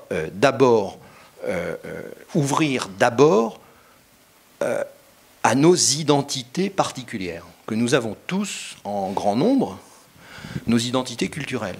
Car si on arrive dans l'espace public, dans l'espace du commun, en disant je crois dans tel Dieu, je suis d'abord homosexuel, je suis d'abord ceci parce que mes droits ne sont pas reconnus. Dans ce cas-là, ce qui va se passer, c'est pas que c'est illégitime en soi, c'est que le débat va entièrement, on le voit tous les jours, se focaliser là-dessus. Et le résultat qu'il va y avoir, c'est que pour la gauche, il y a des bonnes identités, les identités des minorités, les droits à faire valoir, la poursuite du mouvement social, du mouvement d'émancipation par l'émancipation des droits individuels, etc., même si on pourrait en parler par rapport au collectif. Le problème, c'est que vous avez aussi le petit blanc, le français de souche, comme on dit maintenant, qui revendiquent leur identité. Alors on dit, mais ça, c'est pas l'identité minoritaire, ils ont tous les droits, etc. Mais non, mais le problème, c'est que là aussi, on est dans les représentations. Donc on ne peut pas dire, toi, Jean-Claude Machin, le français, dans ton périurbain subi, ton pavillon, t'as pas de revendication identitaire parce que t'as pas été colonisé, parce que t'as pas été discriminé. Oui, mais on aboutit au discours du Front National qui dit, regardez, on donne tout aux immigrés, on donne tout aux banlieues. Allez-y, là, gueulez, on donne tout aux banlieues, il faut gueuler. Puis le haut, là, les élites, ils donnent tout aux banlieues. Et puis des associations, malheureusement, à gauche, des responsables politiques aussi, malheureusement, dans les partis de gauche, qui disent aux banlieues, aux petits jeunes, aux banlieues, on donne tout aux petits blancs, on donne tout là-bas, et vous n'avez rien, c'est dégueulasse, vous êtes les enfants de la colonisation, il faut vous rebeller, etc. Identité contre identité, guerre identitaire. C'est ça qu'il faut éviter. La République, c'est le contraire de ça. Et là-dessus, il y a quelque chose qui est simple, je termine juste là-dessus, pardon, c'est que le petit jeune de banlieue, comme on dit, évidemment, l'arabe, le musulman, machin, hein, et le petit blanc, le français de souche, dans son pavillon du périurbain subi, qui est scrogneux, qui a l'air, machin, dans son truc. Quand on les interroge, quand on leur demande leur avis, parce que c'est quand même ça le problème, en fait, ils disent la même chose. C'est pour ça que je ne suis pas d'accord avec un Christophe Guilly, par exemple, qui, lui, au passage, est allé voir Sarkozy et Buisson à l'Élysée pendant la campagne présidentielle pour essayer de vendre son truc. Hein. Donc là aussi, les procès de ce genre sont un peu pénibles. Ils disent la même chose. Ils disent « on nous a trahis, on nous a abandonnés ». Et qui ça on? Le haut, l'élite, les élites. Alors ils ne disent pas les élites, mais ils nous ont abandonnés. Le système nous a abandonnés. Et derrière, vous avez les acteurs identitaires, Front National, etc., qui arrivent et qui disent « oui, oui, c'est eux qui vous ont abandonné, c'est eux, on désigne des ennemis, etc. » Le commun, c'est d'essayer de retrouver la possibilité de lutte d'intérêt, de lutte de classe, de lutte et de construction, évidemment, derrière, parce qu'il y a la dialectique, hein, en bon marxiste, pour essayer de reconstruire et de continuer le projet qu'est la France. Or, aujourd'hui, malheureusement, je suis inquiet parce qu'on n'en prend pas tellement le chemin. Et j'arrête. Merci. On va donner la parole à la salle, mais peut-être as-tu une question ou deux à poser, Philippe? Non, je ne vais pas poser de questions. Je pense que le mieux, c'est effectivement que les personnes présentes puissent interroger M. Bouvet. J'aurais peut-être quand même, moi, juste un petit commentaire sur des choses qui me manquent dans votre ouvrage, sur cette question de l'insécurité culturelle. J'attends peut-être que vous ayez terminé. C'est ma femme qui m'envoie des messages sur message depuis tout à l'heure, qui ne sait pas que je suis... Bon. Oui, par rapport enfin, votre livre, vous êtes un politologue, vous l'avez très bien expliqué, à partir de cette analyse que vous faites de cette insécurité culturelle, vous analysez effectivement les positions des différents partis, vous l'avez très bien rappelé pour le Front National, les ambiguïtés de la droite, et alors vous êtes très dur pour la gauche, si je peux me permettre, au travers de la lecture de votre sujet, et je me dis qu'il manque, il n'y a pas que les partis politiques dans la société. Il y a des corps intermédiaires. Et j'aurais aimé peut-être que vous puissiez analyser aussi cette question de l'appréhension des corps intermédiaires par rapport à cette insécurité culturelle. Et peut-être aussi la question de l'école. Parce que, moi je fais partie de cette génération qui a bénéficié de l'ascenseur social. Et aujourd'hui, on voit bien que l'école est en situation d'échec. Et est-ce que, quelque part, il ne faut pas repartir de l'école pour refaire société, d'une certaine manière? Alors, c'est sans doute un autre débat, mais voilà, c'est un peu ce que... En 30 secondes. Non, mais bien sûr, hein, sur les corps intermédiaires,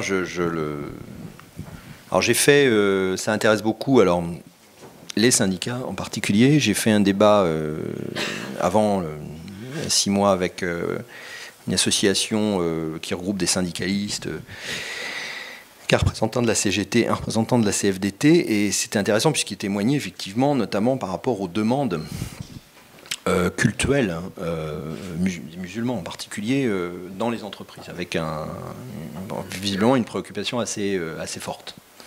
Bon, c'est pas du tout mon domaine et je connais pas, mais j'étais heureux de discuter avec eux et d'apprendre ce qu'ils avaient. Et alors, ce qui était intéressant, c'était que ce qui m'a apparu, mais là, ça s'explique après sur la sociologie des syndicats, même si c'est pas mon domaine, je vois à peu près de quoi il retourne. Le représentant de la CGT était très ouvert à la question de l'insécurité culturelle. Il trouvait que c'était un bon angle, qu'il y avait quelque chose là qu'on pouvait exploiter, etc. Et celui de la CFDT ne comprenait absolument pas de quoi il s'agissait et considérait que c'était totalement hors du sujet, hors de propos, qu'il y avait des questions qu'il fallait prendre en compte, les questions religieuses, une laïcité ouverte, etc. Et c'était très très intéressant pour moi de voir ça. Alors évidemment, il y a ces préoccupations. Sur l'école, bon, là, il aurait fallu presque... C'est un livre à part entière. Je m'y intéresse aussi, évidemment, comme tout un chacun, et la République et l'école ont partie liée. Hein. La République sans l'école, elle n'existe pas. Je vais juste donner une formule parce que ça me... Sur l'idée du commun. En fait, tous les débats là, qui ont recommencé, hein, avec ce qui s'est passé en janvier, l'idée... je pense qu'il faut inverser la grande logique et la grande tendance qui s'est quand même imposée de manière générale. Alors c'est pas dans chaque école, il y a des enseignants très différents, et quand on a des enfants scolarisés, ce qui est mon cas, on voit que d'une année à l'autre, il y a des enseignants très différents. Et il faut éviter ce genre de généralisation, même si on voit les effets de génération sur la formation, hein, la formation des maîtres, sur la génération, toutes les générations IUFM, sur ceux qui ont été formés avant les IUFM, qui restent encore, évidemment, on voit bien ça. Mais je dis simplement une chose, retourner la logique, notamment à gauche, dans la politique de la gauche, la politique scolaire de la gauche, je pense que c'est très important, comme discours général. Il faut que l'élève amène... La République amène le commun chez lui, quel que soit son milieu d'origine, son origine, etc. Et non pas qu'il amène sa différence à l'école. C'est ça, enfin, la baseline, pour parler en bon français, l'idée fondamentale, c'est ça. C'est-à-dire qu'on a peut-être trop... Alors, je ne dis pas que c'est général, je ne généralise pas, enfin, dans les rapports, les débats sur l'école, je regarde ça d'assez près depuis longtemps, c'est pas mon domaine là aussi, mais je suis assez attentif. Il y a quand même l'idée que l'école, c'est le lieu où on vient aussi avec ses différences, et que c'est légitime. Or, il me semble que ce n'est pas un problème de légitimité des différences, les différences sont tout à fait légitimes, qu'au contraire, il faut faire attention et garder à l'école ce lieu précisément à la formation au commun, à la pédagogie du commun. Or, ça implique quand on a des classes, particulièrement où il y a des élèves avec beaucoup d'origines évidemment différentes, qu'on ne soit pas là à leur demander comment c'est chez toi, qu'est-ce que tu fais, comment ça se dit dans ta langue, etc. Parce que c'est pas l'objet de l'école. Qu'il y ait des espaces possibles, des associatifs de forums autour de l'école, en lien avec l'école, qui puissent exalter les cultures, où on découvre les cultures des autres. Ça, c'est très bien, c'est très enrichissant, et il faut le faire à travers la musique, à travers la cuisine. Ça se fait d'ailleurs, c'est plutôt pas mal, mais pas dans le cadre stricto sensu de l'école, où on doit apprendre le commun. C'est pas apprendre nos ancêtres, les Gaulois, patati patata, parce que ça fait longtemps que ça n'existe plus, heureusement, mais c'est apprendre des choses communes, une langue commune, ce qu'on appelle aujourd'hui des valeurs, des principes communs. Or, je crois que là, il y a eu en partie, la société, est tous responsables, a un petit peu lâché la corde sur ce... Bien, le moment que vous attendiez tous est arrivé, c'est à vous de prendre la parole. Qui souhaite poser une question, faire une remarque? Allez-y, monsieur. Ouais, avant de poser la question, je me considère comme étant de la salle, puisque je vais passer le micro, donc je vais poser la question avant Jacques Gagneur. Vous avez parlé Clémenceau, vous avez parlé Jaurès. Est-ce qu'on n'est pas quelque part aussi dans un autre nom, on pourrait dire chevènement ou néo-chevènementisme un peu? Ah non, alors oui, on me pose souvent cette question. En fait, moi, il se trouve que j'ai eu la chance de pouvoir en discuter à plusieurs reprises avec Jean-Pierre Chevènement, que j'ai rencontré, qui n'est pas un ami, hein, mais je l'ai rencontré dans des débats, etc. Et je trouve que c'est quelqu'un qui lit les livres, ce qui est très rare dans le monde politique, et qu'il avait lu notamment Le Sens du peuple précédent. Et j'ai jamais été chevènementiste. Et j'ai essayé de comprendre, parce qu'on peut se dire, oui, sur la nation, la République, bon, effectivement, il y a des choses que je trouve très très intéressantes chez Chevènement, qui apparaît comme un homme politique, qui peut-être a compris un certain nombre de choses plus tôt que d'autres. D'abord, il y a un problème avec les États-Unis et l'anti-américanisme, qui m'a toujours paru, pour moi, qui est un problème fondamental. Parce que j'aime beaucoup les États-Unis, j'ai en partie fait mes études, etc. Et pour moi, c'est une société qui a un rapport évidemment extrêmement complexe à l'égalité et même à la liberté, mais qui par bien des aspects vaut mieux que sa politique étrangère, etc. Enfin bon, on pourrait discuter. Et puis le deuxième élément, je pense qu'il a fait une erreur stratégique en quittant le Parti socialiste. Et que peut-être serait-il resté dans le Parti socialiste, j'aurais peut-être suivi, quand j'étais encore membre de ce parti, ce qui m'est arrivé pendant 20 ans, Jean-Pierre Chevènement. Mais je pense qu'il a fait une erreur stratégique parce qu'il était minoritaire, ça bloquait, ça coinçait, etc. Il n'était plus en accord, mais il pouvait, en se battant à l'intérieur, il aurait pu faire autre chose. Bon, on ne refait pas l'histoire, mais que ce qu'il avait. Et donc, c'est les deux points dont j'avais discuté avec lui en lui disant je ne comprends pas. Et c'est pour ça que j'ai jamais pu adhérer à quoi que ce soit. Au mouvement des citoyens. Monsieur. Alors, ça ne sera pas une question de personne, mais de courant de pensée. Dans la grande fresque des représentations que vous nous avez proposées tout à l'heure, aussi bien aux US qu'en France, vous n'avez pas du tout parlé de ce que je vais brièvement appeler l'écologie. Est-ce que tout le monde entend bien ou pas? Non, alors c'est le micro qui ne fonctionne pas.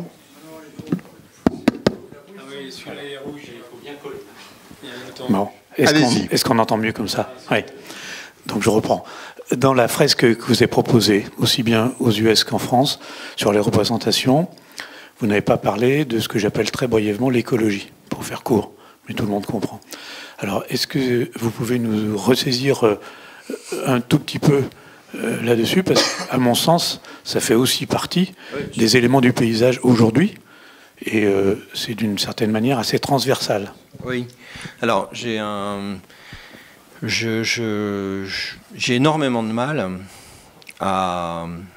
justement à saisir et intégrer la dimension écologique dans la réflexion d'ensemble. Pourtant, c'est une dimension, une réflexion qui précisément non pas participe du tournant identitaire, mais commence à se structurer au même moment. Notamment ce qu'on appelle l'écologie politique. Et ça fait partie précisément sur les débats sur la croissance, etc. C'est précisément ce tournant fondamental autour de 70. Mais j'ai toujours eu beaucoup de difficultés, à la fois pour des raisons presque politiques, puisque l'écologie me paraît en grande partie un conservatisme, une forme extrêmement conservatrice politiquement, avec un certain nombre d'auteurs que j'ai lus, que je connais, pour le coup, Jonas, etc. Enfin, sur les questions de justice transgénérationnelle, ça c'est des questions que je maîtrise plus. Mais les questions d'environnement stricto sensu, là, je regarde ça en citoyen lambda et j'essaye de comprendre. Le deuxième élément, c'est que politiquement, la proposition de l'écologie politique en France, dans sa structuration partisane et même dans sa structuration politique au-delà même des partis, c'est beaucoup a évolué depuis une quinzaine d'années vers une gauche dure. Et c'est pas uniquement sur des questions environnementales. Et donc moi, c'est aussi la deuxième limite que j'ai, c'est que je les assimile. C'est pas complètement juste de faire ça, je comprends bien, mais je les assimile vraiment à une forme de gauche radicalisée. Il n'y a pas que ça. On dit ça à François de Rugy, on est à Nantes, il va trouver que c'est pas... Mais vous voyez, ce que je veux dire, c'est qu'il y a eu une structuration de l'écologie politique en France qui s'est vraiment... qui n'a pas réussi à s'autonomiser. Dans les différents pays, d'ailleurs, c'est un peu compliqué, visiblement. Donc il y a un problème et que j'arrive à saisir de ce point de vue-là, de la structuration politique, mais sur les enjeux de l'environnement, je suis incapable de... Une autre intervention. Oui, vous avez parlé du monde d'en haut, le monde politico, enfin les partis politiques, mais il y a également les médias. On parle du monde politico-médiatique. Et on est aujourd'hui dans ce qu'il est convenu d'appeler la démocratie d'opinion. Donc je voulais vous poser la question, les forces médiatiques en quelque sorte et le malaise identitaire. Les médias, au sens... Alors, depuis quelques années, on a une modification qui, à mon avis, est... Alors là, pour le coup, j'arrive mieux à l'apercevoir que les questions environnementales, justement, comme impact. Je comprends que c'est un impact considérable sur... ça, je vois bien, mais qui est l'évolution vers des formes nouvelles de médias, notamment les médias sociaux, les réseaux sociaux, etc., qui transforment l'économie médiatique. Ça m'intéresse, à la fois comme praticien, comme utilisateur, et dans la réflexion politique. Alors vous êtes terriblement présent sur Facebook. Alors, terriblement présent, c'est quelque chose qu'on me dit souvent, et en fait, enfin bon, après, ça nous... Très non, présent. mais non, je comprends parce que... Mais en fait, enfin bon, bref, je ne vais pas développer, mais j'ai réussi à gérer... Enfin, je réussis à gérer ma présence, en fait. Après plusieurs années, je suis peut-être très présent, mais en fait, j'y passe pas tant que ça. Ce qui est bizarre. Bon, enfin bon, bref. C'était une assise. Non, mais c'est intéressant aussi sur l'usage, parce que, comme chacun d'entre nous, j'ai découvert, je crois, Facebook, moi, en 2007-2008, Twitter plus tard, en 2009, et on invente les usages qui vont avec. Hein, donc, bon, il y a des moments où on peut y passer beaucoup de temps, mais là, bon, enfin, donc, moi, ce qui m'intéresse là, c'est que ça structure les représentations. Ça construit nos représentations. Hein, Alors, je ne pense pas, comme certains collègues en particulier, sociologues politiques, que les médias font l'opinion, les sondages font l'opinion, etc. Parce que bon, ça, c'est plus compliqué. Alors, évidemment, ils participent. Structurer les représentations, construire la représentation, ça veut dire déterminer une partie. Mais c'est plus compliqué que ça, hein, puisqu'il y a quand même des effets qu'on n'arrive pas à saisir à travers des pur déterminisme ou un pur constructionnisme comme ça. Donc ça participe des constructions des représentations. Donc c'est comme ça que moi ça m'intéresse, les médias. C'est la manière dont, effectivement, notamment une élite qui médiatique, qui est très très imbriquée dans l'élite politique, hein, j'utilise le mot élite à dessein, avec quand même une forme de connivence qui conduit à certaines dérives, et en particulier dans la soi-disant lutte contre le Front National, qui est quand même un gros échec. Les médias sociaux peuvent permettre justement de contourner, d'évoluer. Ça, c'est très intéressant. Oui. Oui, Alain Grand-Guillot. Je ne vais pas m'étendre sur la fin de ce que vous avez dit au sujet de l'école, apprendre une langue. Je n'ai pas très bien compris si la langue commune était un concept de communication ou si c'était vraiment un idiome. Donc il y a un petit rapport qui a été fait au sein du Conseil de développement. Je pense qu'on sera très content de vous l'envoyer. Moi, j'aurais un petit commentaire juste très court, mais pour expliquer mes questions. J'ai été surpris dont vous traversez une période historique assez large. J'ai été surpris lorsque vous définissez l'émergence du phénomène identitaire, d'avoir fait complètement abstraction, donc après, entre 70, même 90, quand même des luttes face à l'impérialisme aussi bien soviétique et américain, qui a dégagé, et pourquoi impérialisme, parce que ça a touché les Noirs américains. C'est-à-dire que pendant toute cette période-là, il y a eu destruction de territoires au niveau de l'économie. C'est-à-dire les Noirs ne pouvaient plus répondre à la force de travail demandée par la conversion du capitalisme américain. Et c'est comme ça qu'ils se sont dit, de la même façon que les Tchèques, les Polonais, etc., qu'il y a eu cette lutte qu'on peut appeler identitaire. Alors en Europe de l'Est, elle prend la forme de retour à des nations historiques. Et puis aux États-Unis, il y a eu des luttes très très fortes noires. Et il y en a une autre, enfin, à mon avis, que vous connaissez, mais qui n'a pas été citée, mais qui est aussi importante, c'est les Chicanos, qui donnent ce phénomène latino-américain au sud des États-Unis. Donc, ma première question, c'est celle-là. Comment vous intégrez le fait que quand même... On va se contenter de la première question. Et on va faire une réponse à la première. Il y en aura quand même deux. La première, c'est mieux pour la clarté des débats, c'est mieux de laisser l'intervenant répondre à la première question. Alors, posez-la. Alors la première, mais elle est liée à la deuxième, c'est que cette lutte face à l'évolution du capitalisme, quand on regarde l'émergence du fait identitaire des années 70 dans les régions françaises, c'est la lutte en Lorraine, c'est la lutte contre le Larzac qui donne vivre et travailler au pays, c'est la lutte en Bretagne sur le joint français. Donc je vous pose la question, comment d'une part, vous dites que l'insécurité culturelle rentre dans l'ensemble des insécurités, mais est-ce que c'est pas cette volonté d'un capitalisme qui a donné après la naissance à la mondialisation qui crée une confusion entre ce qu'on appelle la revendication identitaire, que moi je ne situe pas du tout quand vous le présentez, alors avec bien sûr un raccourci ou un résumé qui est dû au débat, mais qui est complètement différent quand on s'adresse à l'identité de certaines régions pour l'Europe ou à des identités ethniques, entre autres pour l'Amérique du Sud et pour l'Amérique du Nord.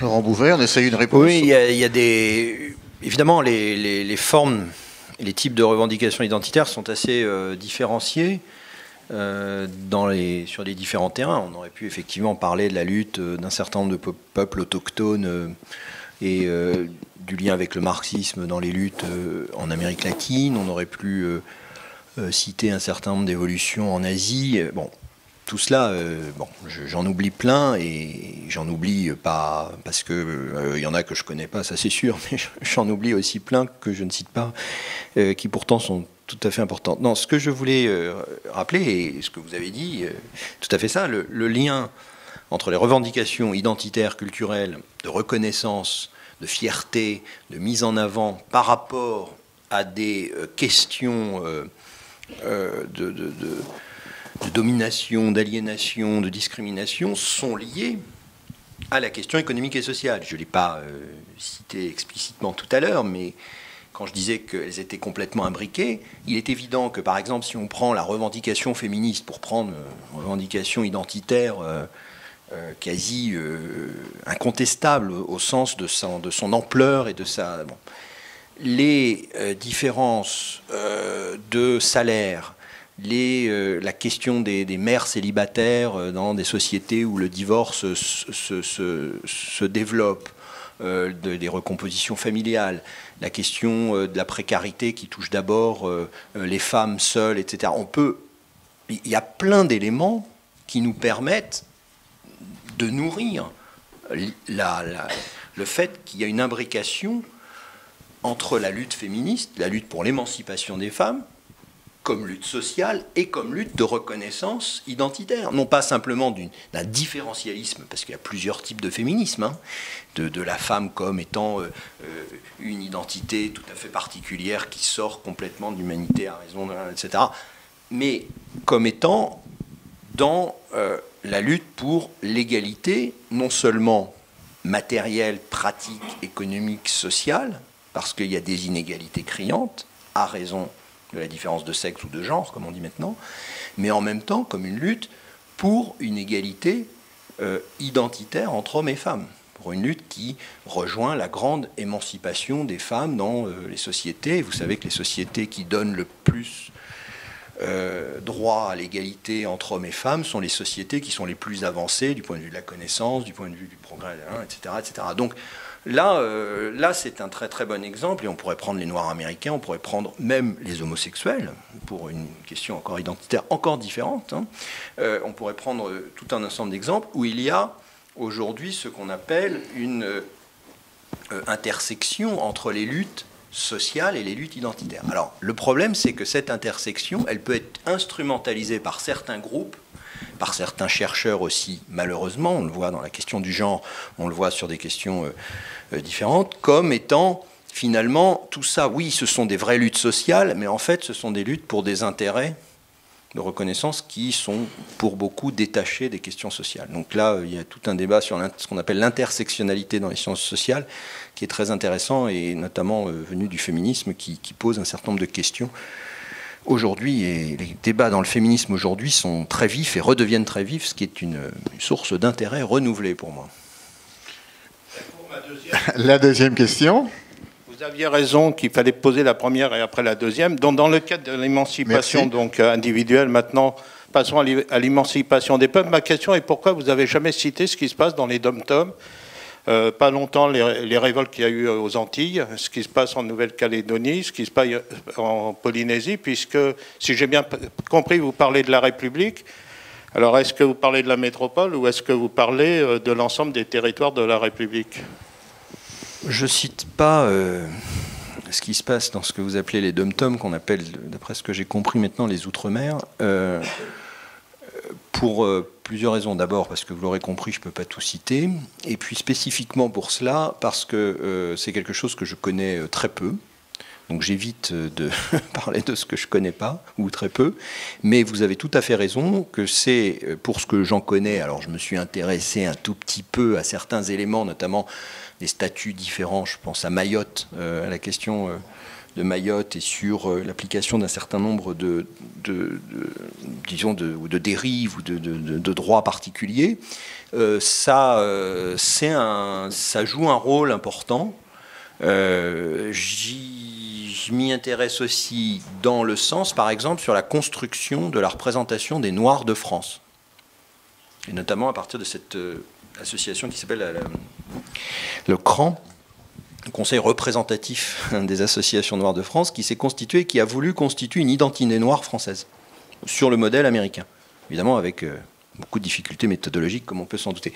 Notamment parce qu'il y a au moins deux grandes catégories de noirs français. Il y a les Antillais, les Guyanais, pour faire simple, qui sont français depuis très longtemps, même s'il y a eu Code Noir, etc. Il y a eu plein de choses qui se sont passées, on est bien d'accord. Et puis il y a les immigrants d'Afrique beaucoup plus récents. Or, l'expérience n'est pas du tout la même. Et même l'expérience du racisme. Et vouloir construire une catégorie unique de noirs à partir de l'expérience raciste et de la discrimination raciale, c'est constituer une représentation qui ne correspond pas à l'expérience vécue. Et donc là, on a aussi dans la construction une dissociation. Et c'est très intéressant parce que ces entrepreneurs identitaires, justement, qui font, entre guillemets, leur beurre sur la construction d'une identité noire à défendre, à promouvoir, etc., le font à partir d'expériences et de besoins, de demandes, de revendications qui ne sont pas les mêmes.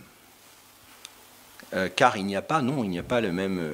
il y a eu des études là-dessus assez précises, il n'y a pas le même ressenti, le même vécu, le rapport au racisme, à la couleur de la peau, chez un Antillais venu s'installer en métropole et travaillant en métropole, et puis un Malien arrivé il y a 5 ans, c'est pas tout à fait la même chose.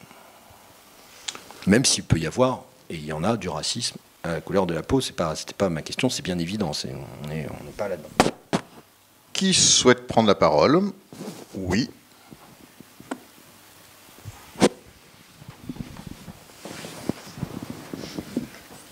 Oui, bonjour. Sur la sécurité culturelle. Si, ça marche. Oui.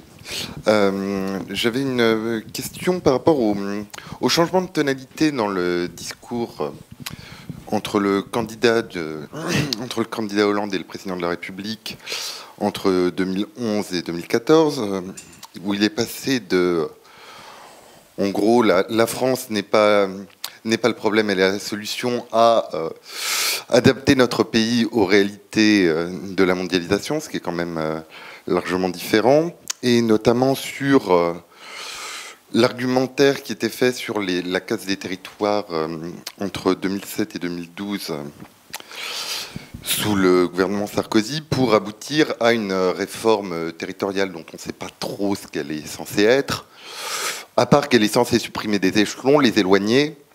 Est-ce qu'il n'y a pas là un discours qui est paradoxal et qui est à même, par le décalage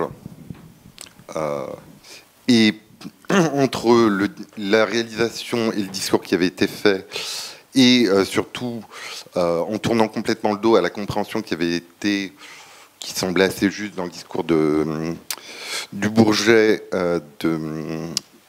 des craintes auxquelles il fallait répondre et du besoin de protection, un risque d'aggraver la crise qui était déjà prégnante, comme on avait pu le voir, notamment avec les 18% de Marine Le Pen, mais pas seulement. Oui, c'est de toute façon c'est l'incertitude. On parlait d'écologie tout à l'heure, hein, le risque d'entrer dans l'incertain et le risque dans l'incertain, la projection dans l'incertain, c'est sur les questions assurantielles. Tout on voit que c'est une grande question sur la question des maladies, sur la prévisibilité ou pas, l'intégration de ces questions. C'est pareil en politique. Quand on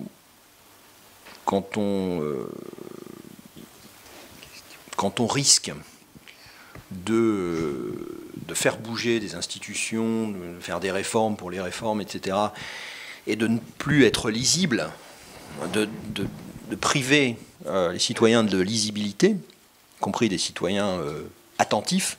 Hein. Donc déjà, quand on est attentif, on a du mal à comprendre. Donc j'imagine quand on l'est pas et qu'on a d'autres chats à fouetter, ce que ça peut donner, évidemment. Mais ça, c'est un risque considérable. C'est-à-dire que l'insécurité culturelle, et je dirais l'insécurité générale, se nourrit aussi de l'incapacité des responsables politiques. Et CQFD, Le Pen, elle, proposant un truc carré, bétonné, tout en mur partout. Évidemment, c'est pour ça qu'il y a une force d'attraction, même si beaucoup de gens, je suis persuadé de ça, là aussi il faudrait mener des enquêtes plus précises, mais je fais, disons, cette hypothèse que beaucoup de gens votent pour elle en étant absolument sûrs que ces solutions n'en sont pas, mais au moins pour protester et dire, voilà, quelqu'un qui parle, ça c'est dit dans les études qualitatives, quelqu'un qui parle clair. Or, les autres responsables politiques ne parlent pas clair. D'abord parce qu'ils se contredisent entre leur candidature et l'exercice de leur mandat, parce qu'ils peuvent parfois utiliser des arguments pour en couvrir d'autres, etc. On a parlé du mariage homosexuel tout à l'heure. Il y a quand même énormément de fragilité et d'illisibilité dans tout cela, et ça participe très très nettement à nous placer dans des situations de doute, de défiance, évidemment, le grand mot qui est montré baromètre et après baromètre, de la défiance. Hein, Cevipof fait ça tous les ans, au mois de janvier, vous avez vu. Donc on est dans une situation permanente d'incertitude et on ne peut pas actualiser, au sens, si on prend le risque assurantiel, on ne peut pas actualiser sa propre situation par rapport à un avenir. On ne sait pas. Et pour les élections départementales, on ne sait pas pourquoi on vote. Alors j'ai cru comprendre, on nous avait expliqué la loi NOTRe qui explique quelles vont être finalement les compétences, mais est-ce que ça va perdurer? On ne sait pas quelle est la proposition de la droite si elle revient au pouvoir. Et donc il y a quand même une incertitude générale. Et ça, je pense que ça nourrit très profondément ce que j'appelle l'insécurité culturelle, oui, effectivement, sur nos modes de vie, sur nos rapports à l'autre, sur qu'est-ce qu'on fait ensemble, qu'est-ce que le vivre ensemble. Vous disiez faire société. Alors, j'aime pas beaucoup, moi, les faire quelque chose. Je suis assez réticent à ces formules qui sont trop utilisées. Mais qu'est-ce que nous avons à faire ensemble? Quel est notre projet commun? Et si ceux qui sont chargés d'essayer de nous proposer des choses, j'aime pas beaucoup cette formule non plus, une offre politique, sont défaillants, qu'est-ce que vous voulez qu'on fasse? Alors il y a les citoyens, l'empowerment, comme on dit en bon français, le fait de proposer, alors la multitude, justement, le commun qui peut proposer, qui peut faire remonter quelque chose, qui peut se prendre en main, etc. Mais c'est extrêmement difficile dans des situations de difficulté économique. C'est extrêmement difficile de demander aux gens de se mobiliser sur des projets, d'avoir quelque chose à faire ensemble, d'être des citoyens actifs quand ils sont dans la économique et sociale. Une ultime intervention. Oui, toute simple et peut-être très concrète. Qu'est-ce que vous pensez des droits civiques, et en particulier du droit à voter, quand on est citoyen? Et est-ce qu'il ne serait pas bon de rappeler que ça fait partie de l'identité française que de voter normalement aux élections? Autrement dit, derrière ma question, c'est est-ce que, quitte à voter blanc, quitte à voter une rature, mais est-ce que l'obligation de voter ne serait pas un minimum vital pour l'identité, la pratique? Comme la pratique dans toutes les institutions, il y a des pratiques rituelles. Le vote en serait une, et ça permettrait à des sociologues comme vous de ne pas forcément faire des commentaires sur l'abstention dans tous les sens. Parce qu'il y aurait, du coup, des votes blancs. Ou des votes... Bon. Oui, La deuxième chose, ça permettrait de dire... on a peur des 33% de Le Pen qui ne veulent rien dire. On le sait, tout le monde le sait que ça ne veut rien dire. C'est toujours les 15 ou 16% ou 18% qui sont déjà très importants, je le reconnais. Mais n'empêche que ce ne sera pas. Oui, alors... Première question. Et la deuxième, dans le même sens, qu'est-ce que vous pensez de quelque chose qui a eu peut-être des conséquences, qui est... C'est pas que je suis pour du tout le service militaire, moi j'ai fait un service de coopération. Les services de coopération étaient un service obligatoire si on ne faisait pas le service militaire. Et il y a eu des conséquences. D'ailleurs, hier, j'écoutais sur les... La deuxième question... Attendez, 30 secondes. Sur l'Afrique, hein, la présence française, etc. Et en tout cas, à l'intérieur, le service militaire était un lieu éventuellement de confrontation des identités. Hein. D'accord, plus ou moins, je suis d'accord. Mais en tout cas, c'était un lieu rituel de confrontation des identités où il pouvait, c'était pas sûr, il pouvait y avoir des choses. Voilà. Deux choses concrètes. Alors, juste sur le service militaire, je ne sais pas s'il faut le rétablir, pas le rétablir. Moi, je l'ai fait. Les dernières générations qui l'ont fait. J'ai fait mon service militaire dans l'armée. J'ai pas fait de coopération. J'ai fait des classes avec. Là, il y a eu une rencontre. Moi, j'étais diplômé de Sciences Po, etc. Alors, même si moi aussi, je suis ascenseur social, je viens d'un milieu ouvrier. Mon père était ouvrier. Mais, donc, j'ai fait mon service avec des gens qui allaient ensuite, notamment des gens qui étaient en apprentissage, en CAP à l'époque, pâtisserie, restauration. Donc, des gens que je n'avais pas forcément fréquentés à Sciences Po. Donc, j'ai fait 2 mois de classe avec eux. Ça s'est très bien passé. On jouait au volleyball. On apprenait à marcher au pas ensemble, c'était très bien. Voilà. Mais après, c'était fini. Les 8 autres mois, parce que j'ai fait 10 mois de service, moi, dans mon souvenir. Les 8 autres mois, je les ai fait dans un centre de recherche à l'école militaire, si vous voulez. Donc là, j'étais avec des ingénieurs de l'armement, des polytechniciens. Donc j'étais plus tellement dans la... Donc le côté mixité sociale du service militaire, c'était surtout par le bas pour ceux qui ne pouvaient pas échapper au truc, etc., qui n'avaient pas fait d'études. Bon, donc, le vote obligatoire. Alors le vote obligatoire, alors là, c'est mon avis de citoyen. Moi, enfin... Le politologue, parce que je ne suis pas sociologue. La question du vote obligatoire est... Alors en France, ce n'est pas la tradition française. Donc ce n'est pas la tradition républicaine. Donc ça, c'est un premier problème. Le deuxième problème, et vous l'avez bien souligné, c'est que si on instaure le vote obligatoire, il faut prendre en compte le vote blanc. C'est indispensable. Les deux vont ensemble. On ne peut pas, à mon sens, avoir l'un sans l'autre. Là, c'est vraiment un truc de science politique de base, sur les systèmes de vote.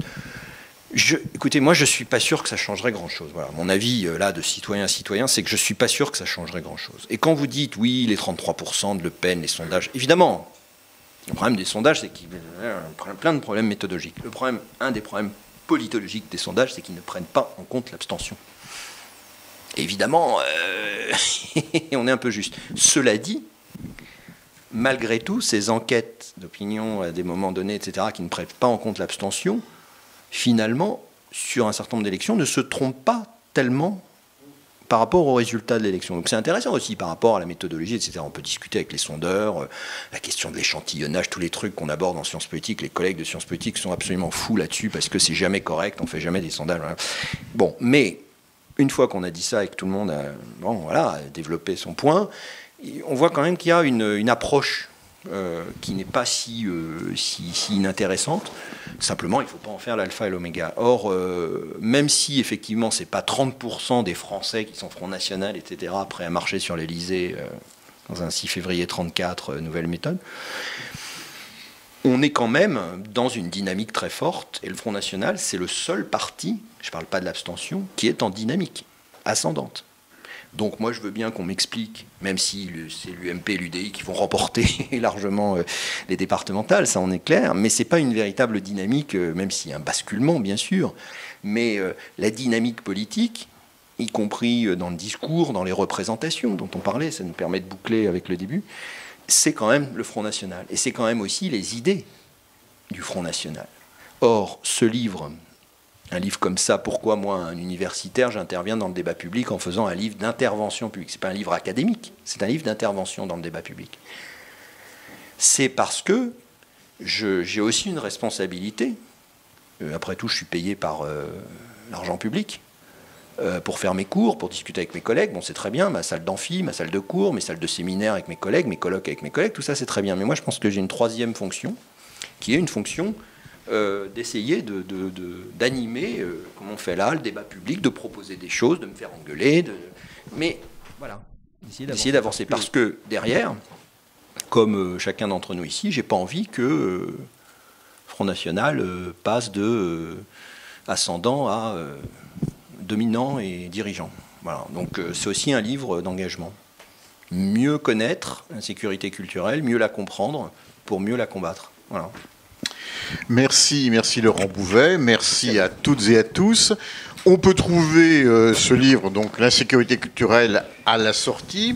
On peut également trouver l'excellente revue Place Publique qui vient de sortir son 50e numéro. Le prochain invité, et c'est pas du tout sans rapport avec le débat de ce soir, c'est Farid Abdelkrim, qui vient de sortir un livre qui s'appelle « Pourquoi j'ai cessé d'être islamiste ». Farid Abdelkrim est originaire d'Algérie, a passé son enfance, sa petite enfance et sa jeunesse à Nantes, où il réside encore de temps en temps, et il explique dans ce livre comment il s'est radicalisé, comment il est devenu le président des jeunes musulmans de France et comment il est revenu, dirons-nous, de ce moment de sa vie. Ce sera en avril, comme d'habitude, j'ai plus la date en tête. Le 29 avril, voilà.